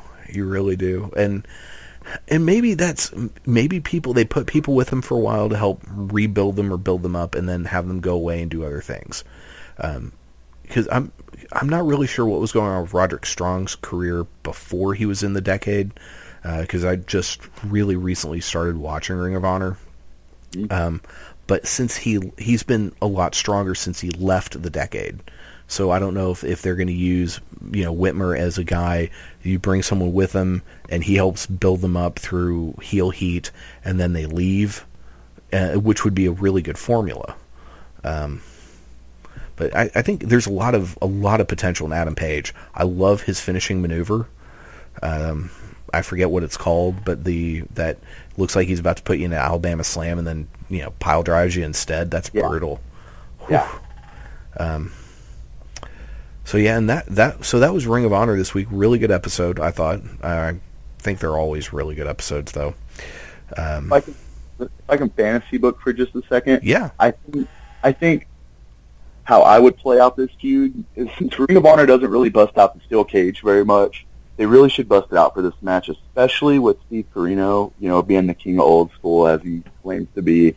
And, I love that touch that he had the Rolling Quarters. That's straight Memphis style. That's old school. You gotta love it. Yeah, that was really good. Now, how long ago did he retire from in-ring work?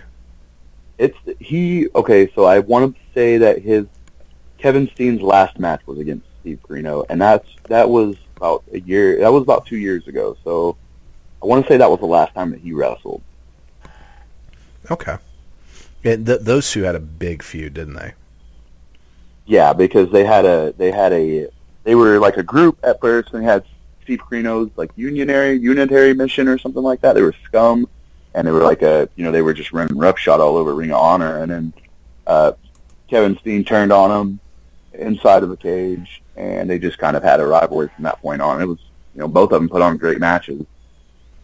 Okay. Yeah, because he doesn't seem that old, but I mean, he doesn't seem like a spry young chicken either. You got to think, though, he was wrestling in, ECW before ECW folded, but, Rhino was too, so. Yeah, that. So yeah, I guess next week we've got that 6-man tag, which should be awesome, and so that was kind of it on the shows for this week. There were, you still have a little more time to hang out, or do you need to get going or anything? No, I'm good. Okay. So let's see here. Well, I sent you some stories that I thought we would talk about. Were there any that kind of jumped out to you that you remember that you wanted to kind of go over? I did like the Sting. The Sting one was great. I actually never knew that was the reason why he didn't want to come over, but after the explanation in the article and the video, about Sting just basically not wanting to come to WWE, back in the day because of all the guys that were getting buried at the time. He didn't want to get buried. That's totally understandable. Oh, yeah. I understand it. I was always wondering why Sting never went to WC or WWE. when I was younger, that was around whenever I stopped watching right around whenever they had when they did they split. Right. Or when WWE bought WCW was right whenever I stopped watching. And I'd always kind of kept up with it, but I never understood why Sting never went and did WWE, and that kind of explained it. And that article was spot on. Yeah, I watched the his new DVD. I was able to procure a digital copy of it. No, yeah. Anyway, which if you can find that to watch it, it's fantastic. I got it. It was great. Yeah, and that it also, I think, there was a part in there where he had mentioned that he thought at one point that WWE wanted to sign him more out of wanting to stick it to WCW more than they were interested in him. And I thought that was pretty telling. But yeah, in that older interview, which I'm pretty sure is one of the ones in that article, where he talked about seeing Booker T show up against The Rock, and The Rock saying, "Who are you?" And the disrespect that WCW guys were given coming in, he just didn't want a part of that. And I completely understand that.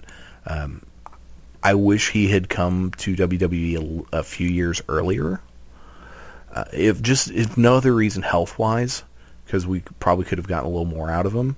I'm glad he did finally show up. He is, if since we're talking old school here, if we're gonna, my two favorite wrestlers of all time are Arn Anderson and Sting.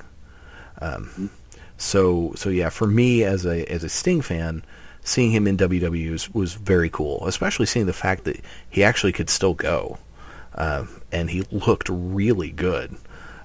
So that was cool. But yeah, and after watching that DVD, you get the sense that, okay, this is just a really good guy.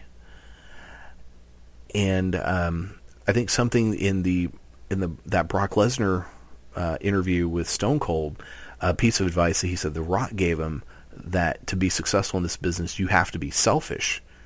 I don't think Sting is that guy, and that's why he was always kind of, even though he was always the crux of WCW, he was the cornerstone, he would also get, looked over, passed over, especially when Hogan showed up, and they were just, creaming themselves over having Hogan there, when he was the guy who'd been the standard bearer going all the way back from the days when UWF closed down and was bought out by Crockett, and he came over into the NWA, going back to that first Clash of Champions and that whole thing. He was, more than anyone else, he was that company.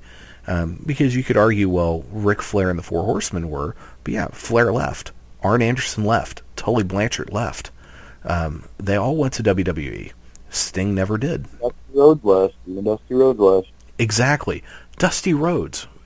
Granted, he was made to look like an idiot in WWE, and he made it work. Polka dot. Yes. Oh God. If that didn't scream, we want to make you look like a jackass, I don't know what does. So yeah, I agree. That was a good article. I think that's a great documentary. If the folks out there, if you haven't seen it, I think it is absolutely it's must see. You got to check that out. One of the other articles there was on the Sportster.com. It was the top 20 wrestlers destined to fail in WWE. I figured we'd go over this list, and I want to get your thoughts on these. So number 20, they've got Bull Dempsey, which I don't ever foresee him leaving NXT. What do you think? I'm with you on that one. Yeah, I'm with you on that one. They kind of started him off all right, and that build up to the feud between him and Baron Corbin was okay. But I don't care too much for the whole bullshit thing. I don't see him. I definitely agree with that. He's not going to make it past NXT. If he does, he's lucky. He'll be a comedy gimmick if he ever hits Raw. Now, see, I'm the opposite. When he first appeared, trying to be in this badass, I couldn't stand him. Part of it is and I'm a big guy, so he's one of mine. But that singlet thing he wears is, oh yeah, oh, it's awful. It's so not flattering. And I just never really bought him as this badass. But then that match, it was that match against Tyler Breeze when Tyler's running around the ring and he's following him and he starts breathing so hard. I love the bullfit thing. It puts a smile on my face every time he comes on, and so I think that he's going to do much better, I think, as a comedy character than as a badass, because just you look at the guy, you're like, okay, you're a fat guy. How much a badass can you be? I mean, there are legitimate fat guys that are badasses, don't get me wrong. Number 19 is Summer Rae. Yeah, she sucks. Number 18, Eva Marie. We already talked about her. Terrible. Number 17, Heath Slater. Why he still has a job, I don't know. Let's see. We had 16 is Fandango. Yeah, for a guy that looks the way he does, that they have not been able to do anything with him is kind of amazing. He's an all right wrestler. It's just a horrible gimmick that he's in. It is, and he has a terrible finishing maneuver.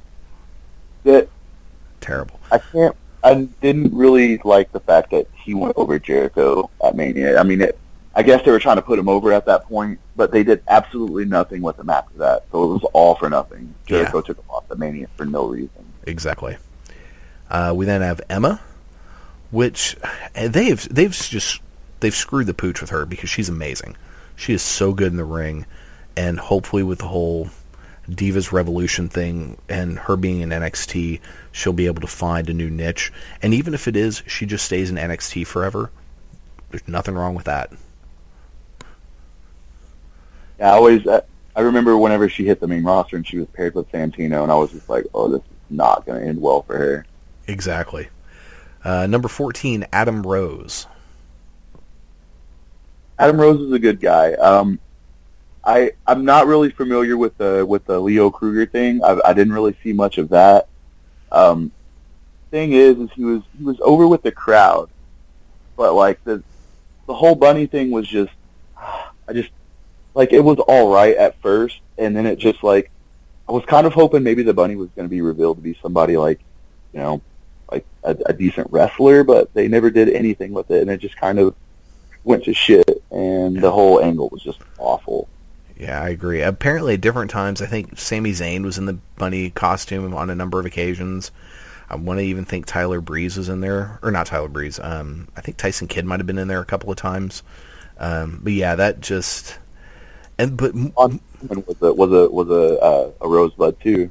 Who was? Braun Strowman. Yes, that which is funny now. The thing I think they really, really missed the boat after that E60 special on ESPN that highlighted Adam Rose, and you see like what he's going through with his kid, and he's just really just good guy. It's like why they didn't capitalize on that and have him come out and either use his real name Ray LaPont or come out just still be Adam Rose, but just say, okay, this is who I am. I think it would have just been gangbusters. I think he would have been super over. But yeah, they just missed the boat on that guy. We then have number 13, Alex Riley. He just sucks. Oh, yeah. Oh, the whole Kevin Owens thing was just awful. I was glad he took those 2 losses in a row because the dude is trash. It was. And the Kevin Owens screaming rage at him was so funny. Great. Yeah.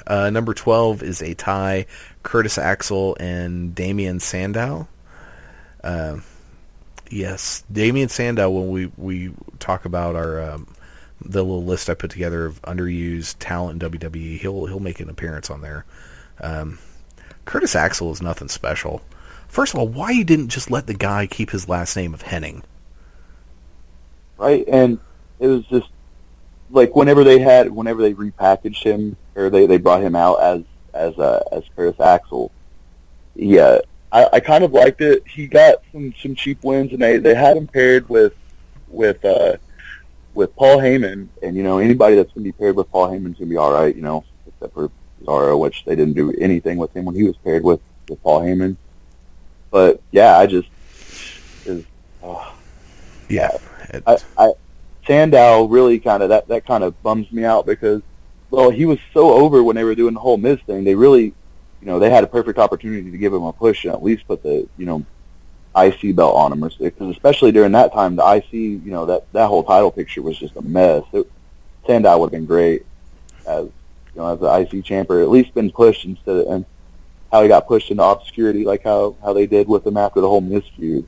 Yeah, agreed. Number 11, Blake and Murphy. Sadly, they probably are. If they hit the main roster, they're never going to do much. I really just want them to stay in NXT and just be kind of the workhorse tag team of NXT. Yeah, that definitely worked.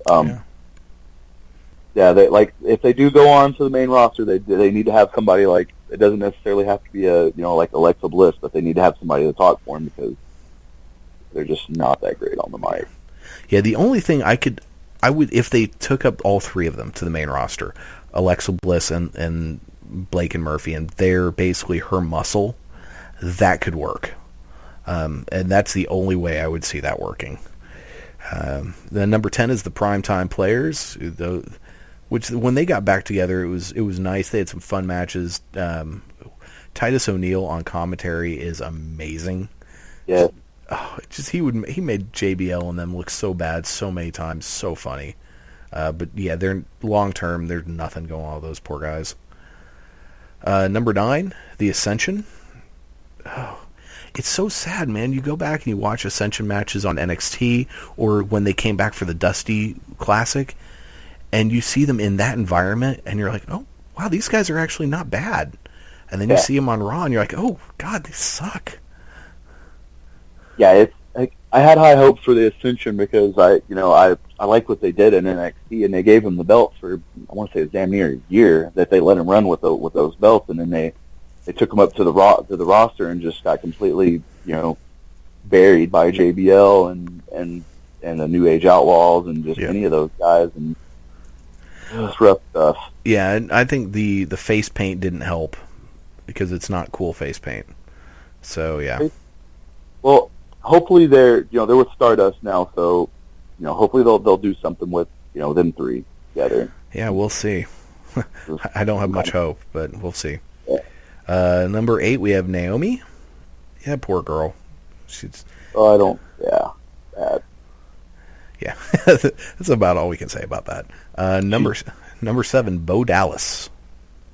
Oh, our favorite, Dave. Yes, I love Bo Dallas so much. Dallas is the best. He is. Did you see when he lost to Big E and he lost that match where he got kicked? Or no, wait, it was when he came back as Mr. NXT in the mask, and he had that match against Sami Zayn, and Sami Zayn pulled off the mask, and security came out to take him away, and he was having this meltdown. At one point, he screamed that someone grabbed his butt. Oh my God, it was one of the most amazing things I've ever seen. I was crying. I was laughing so hard. It's trying to run away from him. They had to hold him down. Yes. Yeah, and he ran outside, and they were running, following with golf carts and stuff. Call the real police. Call the real police. Call the real police. Oh, he was amazing. And there's still a part of me that would love to have seen him, but with the Wyatt family. But I would have done it just as himself. Just leave him Bo Dallas, be the Bo Lever, and just be with the Wyatts. I think that could have worked. He would be like their comedy. I thought it was great whenever he teamed up with the New Day. Oh my God, yes. Great. Yeah. Oh, I was hoping that was gonna stick, but. He could have been that awkward white guy in the group. Yep. Let's see. Number 6 is Baron Corbin. We talked about him. I think he's actually going to have a decent career. Number 5 is Neville. Oh, poor Neville. I think they just don't know what to do with that guy. Number 4, Tyler Breeze. See, I think Tyler's actually going to have a decent career. Yeah, for sure. He's a great wrestler as well. Yeah, agreed. Number 3, Rusev. Yeah, he's long-term probably not going to do much. They built him with that streak at the very beginning, and like we were saying with Goldberg, you can't book a monster like that. It's hard to. Once you give him his first loss, it's like a world-ending like loss. It's devastating to him. Exactly. Number 2, Samoa Joe. See, now I'm of the impression I don't think Samoa Joe's ever leaving NXT. I just think part of his deal was for him to be in NXT. Could they eventually put him on, Raw or SmackDown? Absolutely. Would it have been cool last night for him to have answered the John Cena Open Challenge? Yeah, that would have been very cool. Not with that entrance music. His music sucks. But I don't know. I see him as an NXT guy. Yeah, I don't know. He's a badass, and I think that at some point, if he ever does come up to the roster, I feel like him and John Cena could put on a decent match. It's just, kind of with you. He's a little bit older than a lot of the guys that he would be I want to say he's 37, 38, something like that. Yeah. And that's a young man's game. Yeah, and really, if what Triple H is wanting to do, which is to build NXT up as its own separate brand that also kind of behaves as a developmental system, but is its own touring, distinct brand, they're going to need to hire people that they have no intention of moving over to the main roster. And a lot of these long-term veteran indie guys are the perfect people for that. Because in some cases, they're not going to appeal to a casual crowd. So why put them in a spot where they're going to be destined to fail? Leave them someplace where they will succeed, because with the NXT crowd, which is the epitome of the smart crowd, they will do really well. I see Joe being very successful in NXT for a very long time, but he'll probably, if he doesn't end his career in NXT, he will do a nice long run in NXT, go back to Ring of Honor for one last run, and end there. One of two. It'll either one of those two places, I think, will happen. And then number 1 on this list, Hideo Itami. Yeah, I agree with him on that one, and I had high hopes for him for Hideo whenever he hit whenever he hit NXT. The thing is we know that with these wrestlers who English isn't their first language, that it typically doesn't end well for them, especially if they don't have a good mouthpiece, like a good manager or something. Because to be successful in wrestling today, you have to have good moves, you have to be a good wrestler, and you have to be really good on the mic. Unfortunately, I just don't think Hideo Itami is. I don't think he could be like the next Tajiri, maybe, but I don't see him doing anything beyond NXT. Yeah, which is sad, and he's an example. They should have just let him keep his name. He should have been Kenta. Yeah. And it's so funny with some of the people they brought in with Samoa Joe and James Storm. It's like, okay, well, who gets to keep their name and who doesn't? We all kind of figured Uhaa Nation was not going to be known as Uhaa Nation. I just don't like that name. Uhaa Nation? It's such an awkward name. Well, I think Uhaa is actually his name. Is that his actual name? Yeah, because he's from, or his parents are from Kenya, or God, I just watched that vignette and I've already forgotten. So yeah, he's as the rednecks would say, he's not from around these parts. But yeah, or Prince Devitt. Why not let him be called, or Asuka? Why couldn't she have been called Kana? I know some of it is WWE wants to, for copyright reasons, own the names and yada yada yada. So maybe some of it is some of these guys who are never going to go to the main roster, and that's part of their deal. They've got all this indie cred that they're bringing in. Maybe part of it is, I'm coming, but I keep my name. I think Vince probably likes to, build these guys from the bottom and likes to take credit for it. So that's probably some of it too, I think. Exactly. Yeah, exactly. Interesting. I can't find the article since then, but apparently now folks that are getting released, like they get a tryout and either they don't make it, or they get a second tryout and don't make it, or being told now, hey, go become a star in the indies, which is very different than WWE has been for a very long time.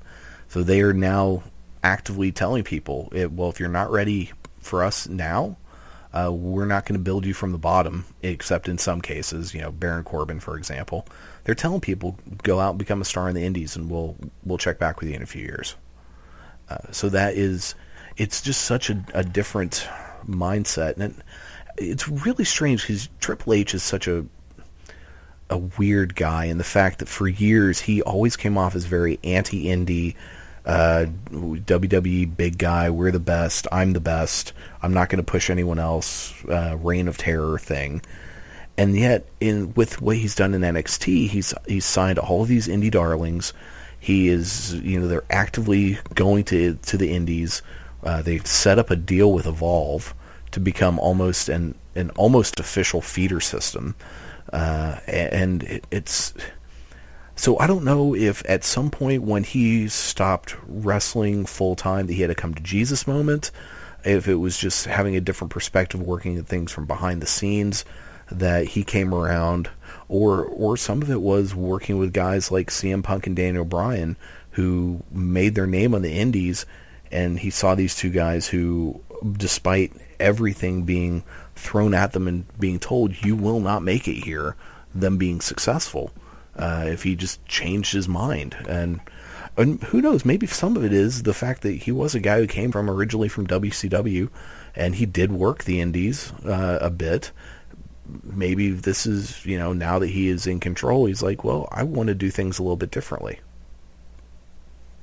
Yeah, he probably took the reins, and he's probably like, oh shit, I need to get some talent, and I need to get some quick. And just like how we were talking a while back, a few days ago about how he, definitely had to have learned a lesson from the whole CM Punk and Daniel Bryan thing and all that. And he probably started opening his eyes up to these Ring of Honor guys and some of the TNA stuff, and they're plucking guys from Pro Wrestling Guerrilla and Evolve and all these other just different promotions from around. CZW is another example. That's where Dean Ambrose came from. That's where Luke Harper came from. Yep.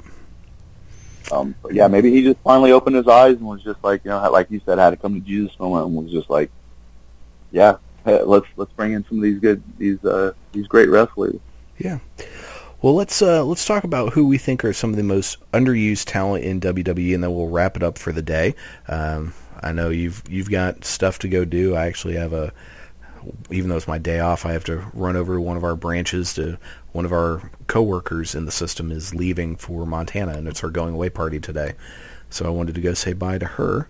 But we'll save a couple of these other stories because there's one I do want to talk with you about sometime. The top 20 past WWE wrestlers that would have been more successful today. We'll hold that off for another time because I definitely want you to come back on. So anytime you have available that you want to come on, it's open whenever you want to be on here. So this has been fun. But yeah, let's talk. Who do you think, if you were going to list off the most underutilized folks in WWE right now, main roster folks, and not people that are hurt, who would you pick? Right now, at the top of my list, it definitely has to be Neville. I mean, they definitely dropped the ball with him. Well, they brought him in at the Raw after WrestleMania. They put him in the King of the Ring thing and ended up having Barrett go over him for some unknown reason, and then Barrett's just gone to complete shit since he's won the King of the Ring, and really stained the name that the King of the Ring name has come to brought over the years. Yep. Neville's definitely at the top of my list for sure, and that whole King of the Ring thing just kind of ticked me off a little bit. Yeah, that was pretty weak. Who else would you put on there? Definitely, I think Barrett is a good wrestler.